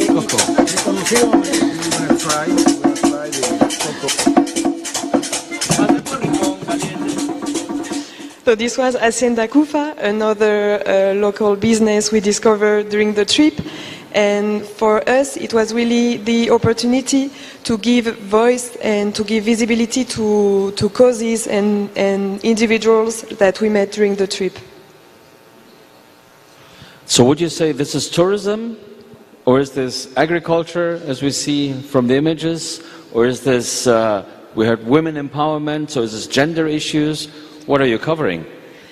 I think it's a mix of everything, and I think tourism now cannot be just tourism. It has to be linked to other things, and like we see on this trip, I think it's the future of tourism. I agree. I think these kinds of exploitative means of tourism, where you go and, no offense, pet dolphins that are caged somewhere, something I would never do in my life.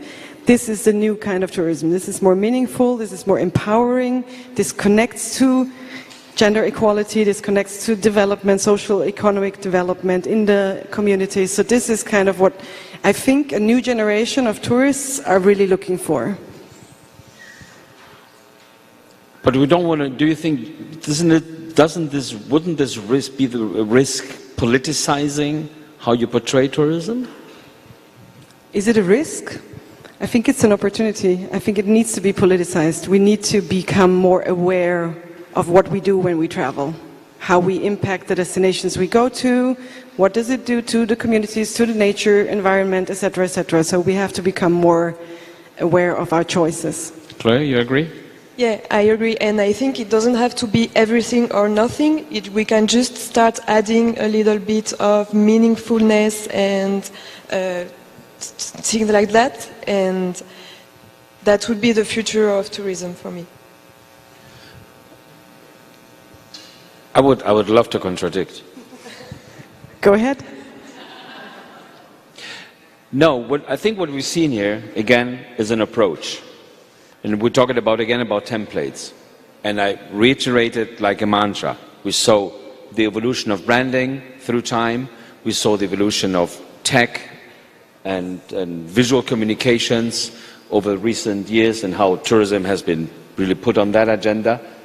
We've seen how the media has evolved and how tourism is positioned editorially. And then, of course, your examples and of course, really kudos for the awareness and the engagement. But then again, we cannot dictate if there is like a first and a second class tourism, right? That's why I don't agree, for instance, with the term tourist and traveler, because I think it creates two categories. It's snobbish even, okay? And it's my choice as a consumer to decide what kind of tourism experience I'm inclined to. I might go for this option A or this option B. But it depends. I think it depends much more, and this is why I don't know, the macroeconomic impact and the social footprint and the environmental and cultural footprint don't make a distinction. It depends how it's managed. This is what we try to, at least the approach from UNWTO. I understand right? that, in terms of you can be sustainable even if you have a Samsonite suitcase and not necessarily a Patagonia backpack. I agree 100% with that sentiment, but the option A or B is where I have problems, because if we offer option A and it is caging dolphins somewhere to have them being pet by tourists, that is exploitative, that is animal abuse, it's a problem. So why not eliminate option A? That means we might lose some tourists who need to be, as I think, educated as well. So there is not a distinction between tourist and traveler, but there is maybe a distinction between a bit more educated and not so educated. But I think if people are aware of what kind of impact they create. If it means that our dolphins being abused, they wouldn't go for it. But if it's being promoted with beautiful images of dolphins and nice selfies, of course they'll go for it. It's a very concrete example, of course. You see I'm passionate about this, but we actually booked a catamaran tour this afternoon, and I said specifically, we're not going to the dolphins. I don't want to do that. And I think, like, this is my choice, but we have to, as a tourism operator, kind of decide what kind of choices do we offer. Chloe, I think it's more about awareness, and as content creators, we have a significant impact on the travel decision making, especially for younger generations. So I think it's good to raise awareness, and then it's their own choice, but at least we talk about it. How old are you? I'm 28. How old are you? How indiscreet, I'm 40. Fine. I'm 56. So the question is then, do you see this resonating with both your age, brackets, in terms of the people who follow you, the people who engage with you? Do they demand? And I'm talking now, really, let's leave the politics outside of this room, but really in terms of the consumer inclination, preference. Is this where you see things going?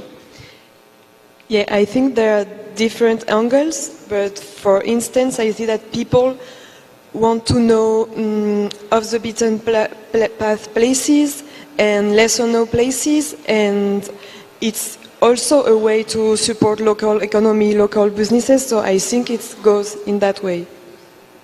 So you want to take an Airbus, a big Airbus with 300 passengers, okay, to go to an international airport, and then there to go off the beaten path. So you want to go, yes? With all the other people, right? With all the people going to see the dolphins, and then you go off the beaten path. This is how it works? No. I mean, we're operating in a bubble. Both of us, we're operating in a small bubble. Obviously, we speak for what we see and what we experience. My bubble definitely goes into what Chloe is describing. They want off the beaten path, they want authentic experiences, they don't want animal abuse, they want female-empowered cooperatives, they're interested in that. But it's a very small segment. And I think Sharon tapped into that we have to work with creators in specific niches, tap into those audiences with the right offers. But then, as a general trend, I do see this craving for authenticity. And Instagram also described it, also show the not-so-perfect moments. It's not just this striving for the one image of the great drone shot of the beach, but the more nitty-gritty stuff of it. And that's what makes it real and makes it approachable, and that's what people want. Yeah, I think we can see with the social media trends nowadays, it's more about authenticity and lesser known places, and before it wasn't the case. Before it was only inspiring content, only beautiful scenery, and now it's more about authentic scenes, so I see it's changing a lot. God, it sounds a lot like See the World Through My Eyes. I don't know why, but it resembles. I think you're onto something. Do we have any questions, any comments from the audience? It's now or never. You want to go for lunch? We want to go for lunch. We made up for time. So on behalf of UNWTO, thank you very much. Thank you everybody for participating. Thank you for the trip. Thank you for the commitment and the conviction. Thank you everybody who took part. And as I said, we have many temptations not to be here just outside the door, but okay. We were here a few hours. I think it was very interesting. And again, I think we're onto something. People are at the center, no matter what perspective and even what political convictions we have. They are center, they are front, and they need to be also be involved as the active ingredient, so to speak, in how we approach tourism, how we make it more meaningful, more relevant, more engaging, and then you choose A, B, C, D.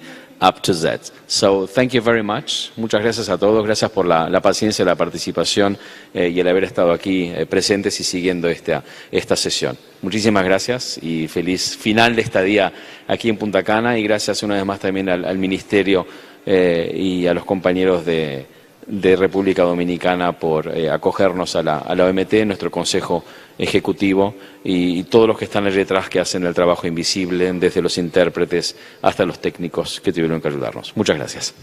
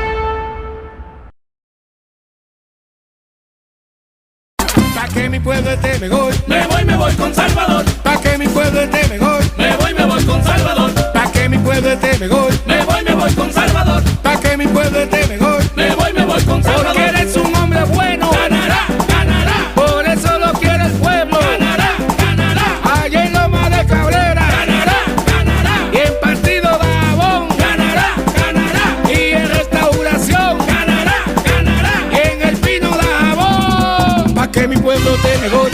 Me voy con Salvador. Pa' que mi pueblo esté mejor. Me voy con Salvador. Pa' que mi pueblo esté mejor. Me voy con Salvador. Pa' que mi pueblo esté mejor. Me voy con Salvador. Aquí todos estamos claros. Ganará, ganará. Tiene el triunfo asegurado. Ganará, ganará. Se dice en todos los lados. Ganará, ganará. Que es el más capacitado. Ganará, ganará. Y se dice que en Cañongo. Ganará, ganará. En Santiago de la Cruz. Ganará, ganará. Y en Capotillo se dice. Ganará, ganará. Y también en Manuel Bueno. Pa' que mi pueblo esté mejor. Me voy con Salvador. Pa' que mi pueblo esté mejor. Me voy con Salvador. Pa' que mi pueblo esté mejor. Me voy con Salvador. Pa' que mi pueblo esté mejor. Me voy con Salvador.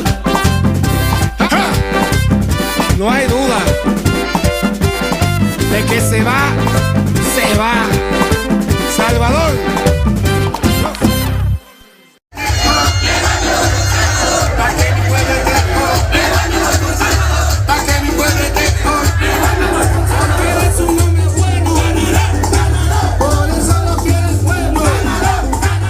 Querido niño Jesús, no te había escrito desde hace mucho tiempo y esta vez te escribo para pedirte algo, no para mí, sino para el muchachito mío, para darle su Navidad. Necesito una brisita, hombre. ¡Papi, mira!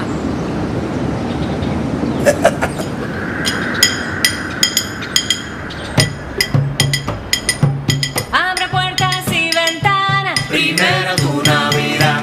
La brisita ya llegó. Primero tu Navidad. Siente cómo entra en tu mente. Primero tu Navidad. Y sale del corazón. Primero tu Navidad. En la calle está sonando. Primero tu Navidad. Que la Navidad llegó. La brisita llegará primero a ti y a quienes más necesitan para que se cumplan tus deseos. Primero tu Navidad. En Los Ríos estamos ejecutando una obra que se llama el saneamiento pluvial y sanitario de la cañada de Arroyo Hondo. Hemos alcanzado ya el sellado de la cañada. En los 35 años que tengo viviendo aquí, primer presidente viene aquí a la cañada. Desde que empezaba a llover estaba todo el mundo de pie y con la cama amarrada en soga. Teníamos una precariedad con esta cañada, eso era insoportable. Una vez uno a las 12 de la noche tenía que levantarse a ayudar a los vecinos, a meterse al agua porque se inundaba todo. Llegó el cambio al sector de nosotros Los Ríos, ya prácticamente eso ya está pasando a la historia. Ya no le decimos cañada, le decimos la ex cañada. Nosotros tenemos ya un presidente que se duele por nosotros, que nos ha escuchado. Mucha diferencia. Ahora cuando llueve uno se siente asombrado porque ni siquiera ve el agua cruzar. Está uno prácticamente en un paraíso. Se resuelve un problema de salubridad, se resuelve un problema de derramamientos de agua, de crecida de las cañadas. Alcanzar lo que hemos hecho en esta etapa, esto es cambio. Ya los niños juegan.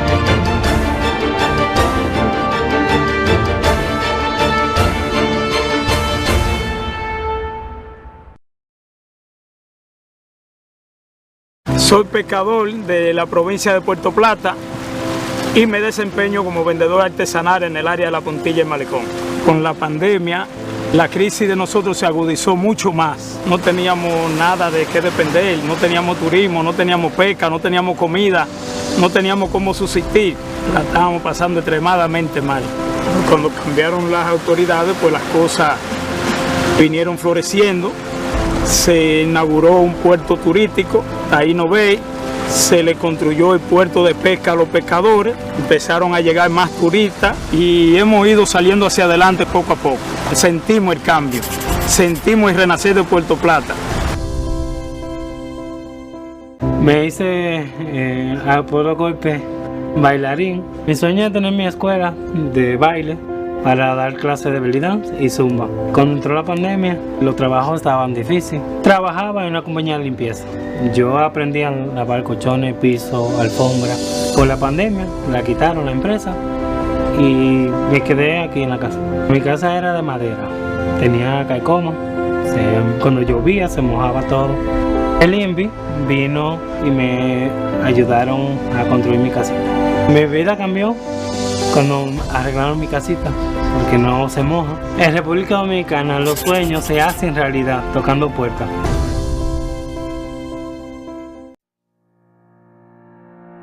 Gracias a Salvador Iguín ya puedo contar con una ayuda que me dio. Contenta porque era algo de que yo le estaba pidiendo a Dios desde hace un par de meses, desde que tuve el accidente. Y gracias a Dios primeramente me dio la oportunidad de conocer a Salvador y me dio su mano amiga entre ella y Sandy. Gracias al Señor le doy que me lo puso en mi camino. Bueno, yo venía bajando para arriba y llegando a Rodríguez, un borracho se me atravesó y se me desadicto y como quiera me traje en una vía contraria y ya no pensé más nada, no pensé en los muchachos así. Como se dio una sella para adelante. Me sentí sumamente contento.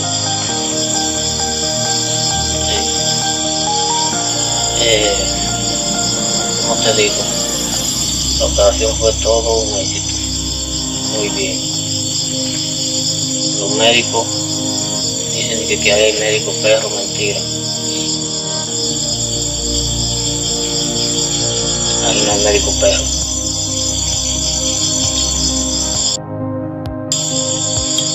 Muchas gracias a Salvador, muchas gracias a todo el que aportó granito de arena, gracias aquí a Sandy, a mi esposa, que se movió mucho también, y todo el que estaba en oración respecto a esa operación. Salvador Iguín, yo le quiero decir que siga así, que el Señor le va a dar su recompensa, y el grupo médico, que lo felicito, porque el primer hospital que voy y tienen esa tendencia fue en Santo Domingo. Un logro más de lo que se está haciendo en el grupo democrático, liderado por el líder Salvador Iguín. Este es uno más de los logros de lo que nos ha propuesto y nos ha dicho nuestros líderes. No dejen perder una vida por falta de diligencia, porque la diligencia está. Nuestro líder está haciendo lo que Dios lo ha mandado a hacer. ¿Qué? Salvar vidas. El salvador de todos los jaboneros.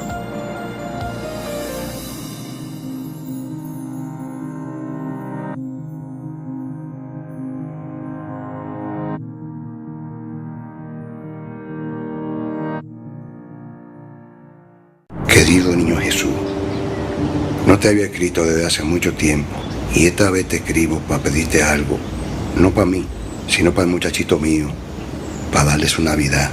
Necesito una brisita, hombre. ¡Papi, mira!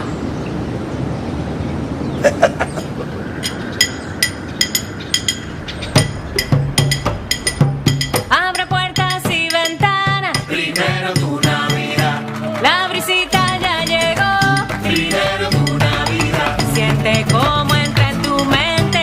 Primero tu Navidad. Y sale del corazón. Primero tu Navidad. En la calle está sonando. Primero tu Navidad. Que la Navidad llegó. La brisita llegará primero a ti y a quienes más necesitan para que se cumplan tus deseos. Primero tu Navidad. Vi que por una mujer bombero se salvaron 2 niños, entonces ahí empezó el yo querer ser bombera. Yo soy de la que digo que eso no se toma de la noche a la mañana, sino que uno nace con ese don de querer ayudar. La casa estaba en una situación fea, que no se la deseamos a nadie. no tenían baño, los cines estaban de un lado despegados, todas las tablas, la mayoría todos estaban en el suelo. Me llamaron de mi bed y me dijeron que me iban a hacer mi hogar. Ahí empezó mi felicidad, ahí empezó todo. Cuando yo vi que ellos llegaron y vinieron y empezaron a medir y eso, yo nunca me imaginaba que yo iba a tener mi hogar así. Dios nunca llega tarde, Dios llega cuando tiene que llegar.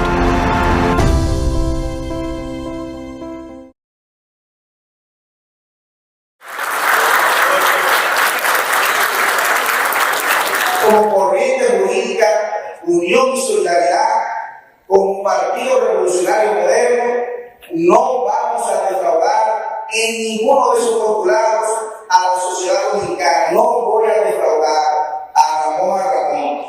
Yo le he dedicado este proyecto desde el año 2017 y ustedes pueden estar seguros.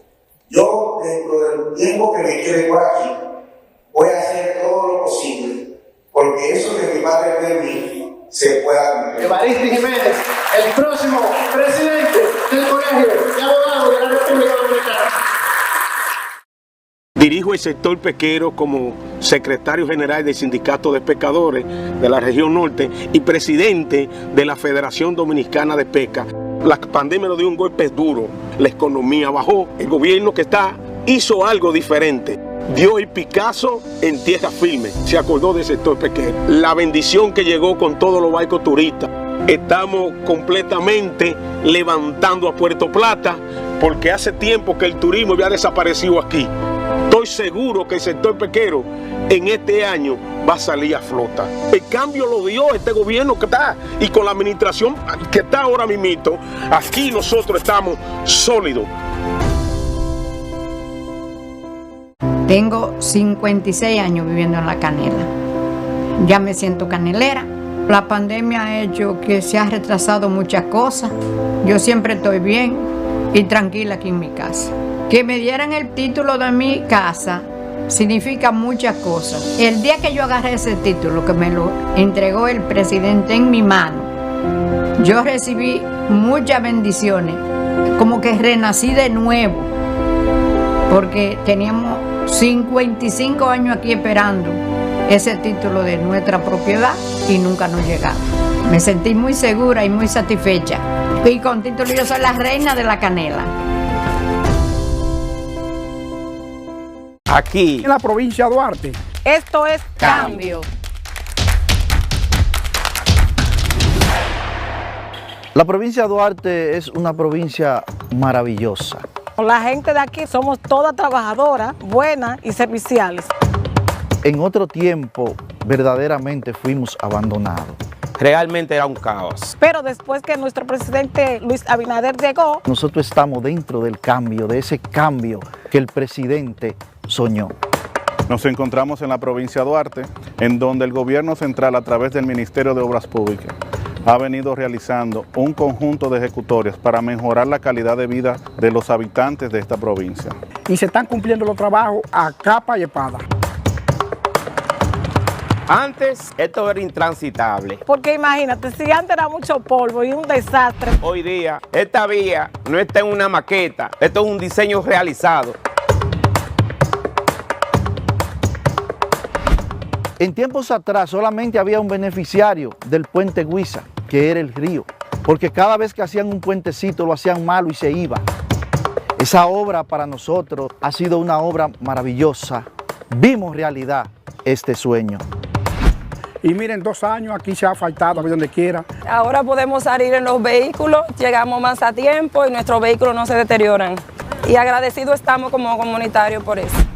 También tenemos lo que es la reconstrucción, el asfaltado de la carretera de Controva hacia San Francisco, así previendo accidentes y mejorando la seguridad vial de la misma.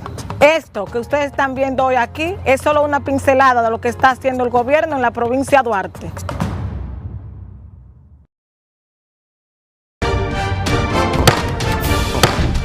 La Cámara de Diputados continuó con su ardua agenda de trabajo. Durante la semana realizó 3 sesiones del Pleno y llevó a cabo decenas de reuniones de comisiones. El Pleno aprobó el proyecto de ley sobre el primer empleo, el cual busca facilitar el acceso de los jóvenes al mercado laboral. El presidente de la Cámara de Diputados, Alfredo Pacheco, recibió la visita del consultor jurídico del Poder Ejecutivo, Antoliano Peralta, quien depositó 2 proyectos, uno que crea el Ministerio de Justicia y otro contra la ciberdelincuencia. Además, Pacheco, junto al vocero del bloque del PRM, Julito Fulcar, y el diputado Ramón Bueno, así como José Horacio Rodríguez, Gustavo Sánchez y Juan Dionisio Rodríguez, sometieron por separado 4 proyectos de resolución que plantean iniciar una investigación sobre los conflictos generados entre los miembros de la Cámara de Cuentas. Y como una forma de estar cada vez más capacitados, los diputados asistieron al taller Democracia y Comunicación. Cámara de Diputados de la República Dominicana. Con la brisita navideña vienen los mercados económicos de Inespre, con los productos básicos de la canasta familiar y los ingredientes de la cena navideña a precios justos, para que tengas una Navidad más feliz. Primero tu familia, primero tu alegría, primero tu Navidad. Desde el 2020, asumimos el compromiso de trabajar para mejorarle la calidad de vida a los más vulnerables, creciendo junto a ellos, contribuyendo a su alfabetización y aprendizaje y trabajando día a día para eliminar el mal manejo de los residuos. La dedicación de todo nuestro equipo de trabajo nos hacen hoy referentes de innovación, eficiencia y transparencia. Somos estratégicos, somos especiales, somos Proper. Orgánico Guayacanes es un proyecto dirigido a familias de escasos recursos. Este proyecto comenzó yo escuchando una conversación donde estaban comentando que iban a traer el proyecto a la comunidad, y yo dije, ay, me gustaría integrarme porque me gusta la agricultura. Somos un grupo de mujeres emprendedoras que queremos cambiar nuestra calidad de vida, ya que ha mejorado bastante luego de la pandemia, después que empezamos nuestro trabajo aquí. En lo personal, a mí me ha cambiado bastante, porque ha mejorado los ingresos en la casa. Me siento agradecida con nuestro señor presidente y con Supérate por tomarnos en cuenta para que nosotras seamos parte del cambio.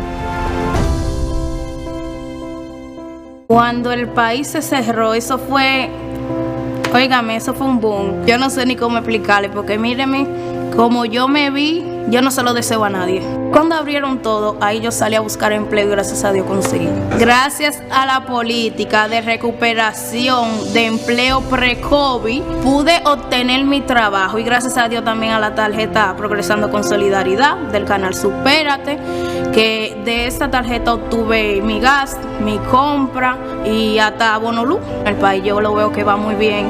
Lo que Luis Abinader hizo, son pocos que lo hacen, porque no es cualquier presidente que entra en plena pandemia y hace todo lo que él ha hecho. Mi vida ha cambiado de una manera. En Los Ríos estamos ejecutando una obra que se llama el saneamiento pluvial y sanitario de la cañada de Arroyo Hondo.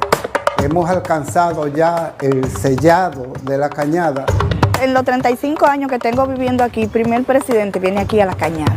Desde que empezaba a llover estaba todo el mundo de pie y con la cama amarrada en soga. Teníamos una precariedad con esta cañada, eso era insoportable. Una vez uno a las 12 de la noche tenía que levantarse a ayudar a los vecinos, a meterse al agua porque se inundaba todo. Llegó el cambio al sector de nosotros Los Ríos, ya prácticamente eso ya está pasando a la historia. Ya no le decimos cañada, le decimos la ex cañada. Nosotros tenemos ya un presidente que se duele por nosotros, que nos ha escuchado. Mucha diferencia. Ahora cuando llueve uno se siente asombrado porque ni siquiera ve el agua cruzar. Está uno prácticamente en un paraíso. Se resuelve un problema de salubridad, se resuelve un problema de derramamientos de agua, de crecida de las cañadas. Alcanzar lo que hemos hecho en esta etapa, esto es cambio. Ya los niños juegan, no tenemos susto de que está lloviendo y vamos a tener que salir corriendo de aquí porque lo estamos disfrutando bastante, nos sentamos en la tarde, nos recreamos. Ya todos los domingos, los fines de semana lo vamos a compartir todo en familia aquí, ya ustedes saben.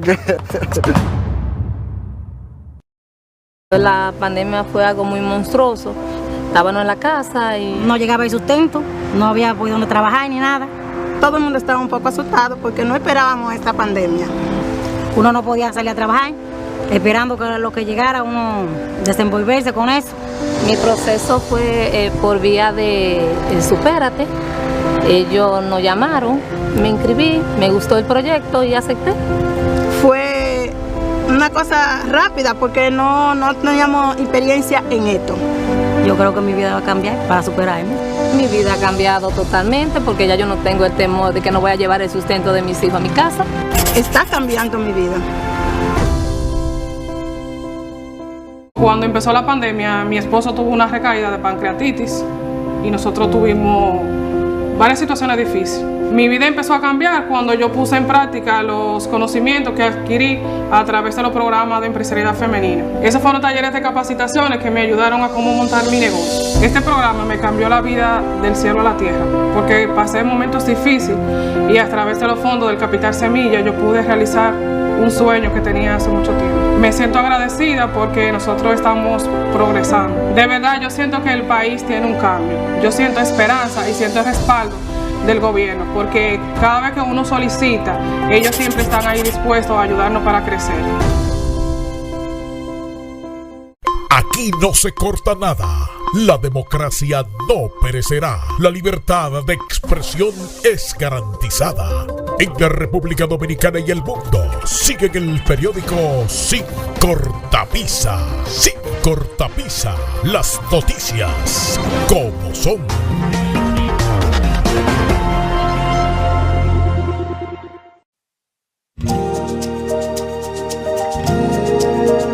Tenemos un propósito que marcará un antes y un después en la historia de la República Dominicana. Despachar la mercancía que llega a nuestros puertos en 24 horas. Es un trabajo en equipo, un desafío que solo se puede enfrentar con entusiasmo y valentía. Nuestras aduanas están equipándose con los últimos avances tecnológicos porque solo con modernidad y eficiencia podremos agilizar los procesos operativos. Es un gran reto, pero si unimos nuestras voluntades, juntos podremos lograrlo. Esta iniciativa impactará los índices de competitividad de nuestro país, favorecerá el comercio exterior y mejorará la calidad de vida de nuestra gente. Nos encaminamos a ser el hub logístico de la región. Es un propósito donde ganamos todos, pero sobre todo ganamos como país. Despacho en 24 horas.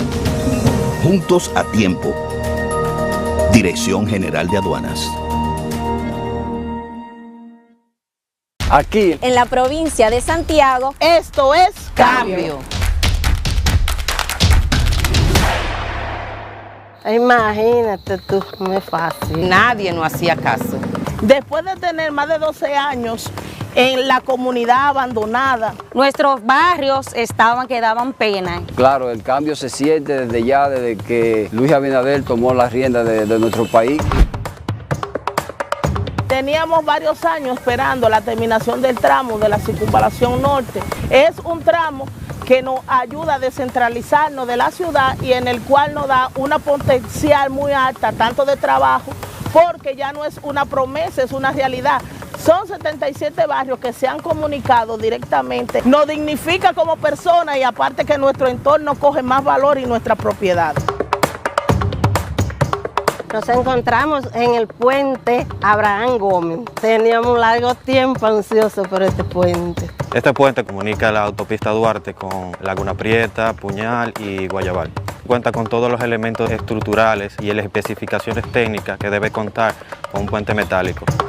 Desde el 2008 no se le daba un remozamiento a esta arena y estamos más que agradecidos tanto como santiagueros y como presidente de la Asociación de Baloncesto de Santiago.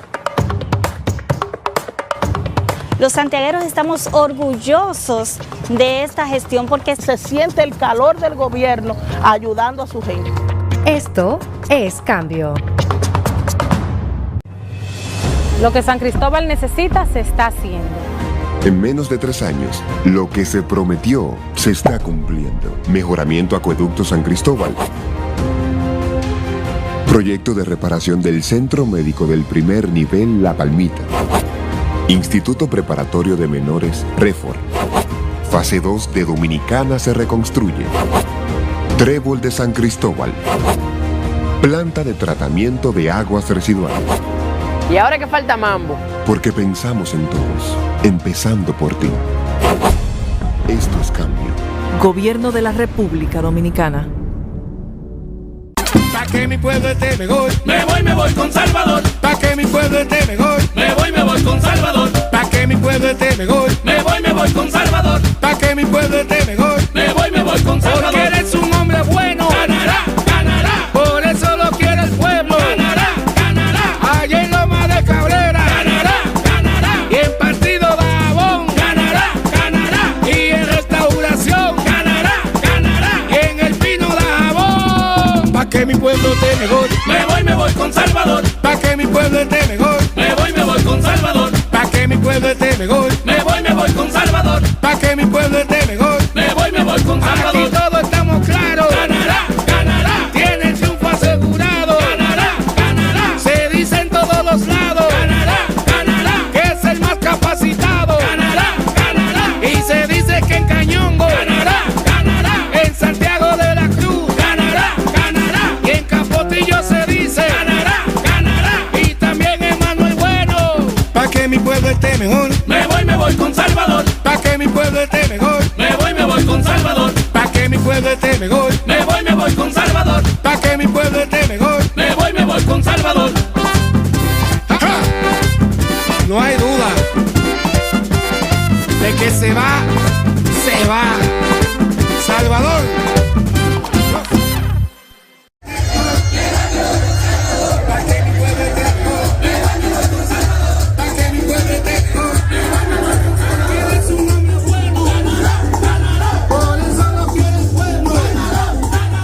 A ella, que tuvo que inventar aviones para alimentarte, les tenemos ferias alimenticias, bodegas móviles con almuerzos y cenas en los comedores económicos y mercados al mejor precio. Porque merecen el cariñito para vivir mejor. ¡Que vivan las madres! Más información en www.presidencia.gov.do. Gobierno de la República Dominicana. La acróbata. La malabarista. La superpoderosa. La manager. La enfermera. La que hace magia para que podamos crecer. A todas las madres vamos a celebrarlas como nunca a través de El Cariñito, especial para mamá, con un bono de 1.500 pesos para 1 millón de madres, asistencia médica, ferias alimenticias y mucho más. Con El Cariñito que merecen para que vivan mejor. ¡Que vivan las madres! Más información en www.presidencia.gov.do. Gobierno de la República Dominicana. A las que nos curan con un abrazo. Vamos a cuidarlas con jornadas de inclusión social, eventos para las madres en cada municipio, con rifas y entretenimiento para toda la familia, dándoles el cariñito que merecen, para que vivan mejor. ¡Que vivan las madres! Porque mereces lo mejor de nosotros. Más información en www.presidencia.gov.do. Gobierno de la República Dominicana. El pasado es corrupción e impunidad. No mire para atrás. El pasado es despilfarro e ineficiencia. No mire para atrás. El pasado es atraso y pobreza. No mire para atrás. El pasado es abuso de poder. No mire para atrás. Mira para adelante. No mire para atrás. Muchas gracias a todos y a todas y que Dios bendiga al Partido Revolucionario Moderno y al pueblo dominicano. Muchas gracias.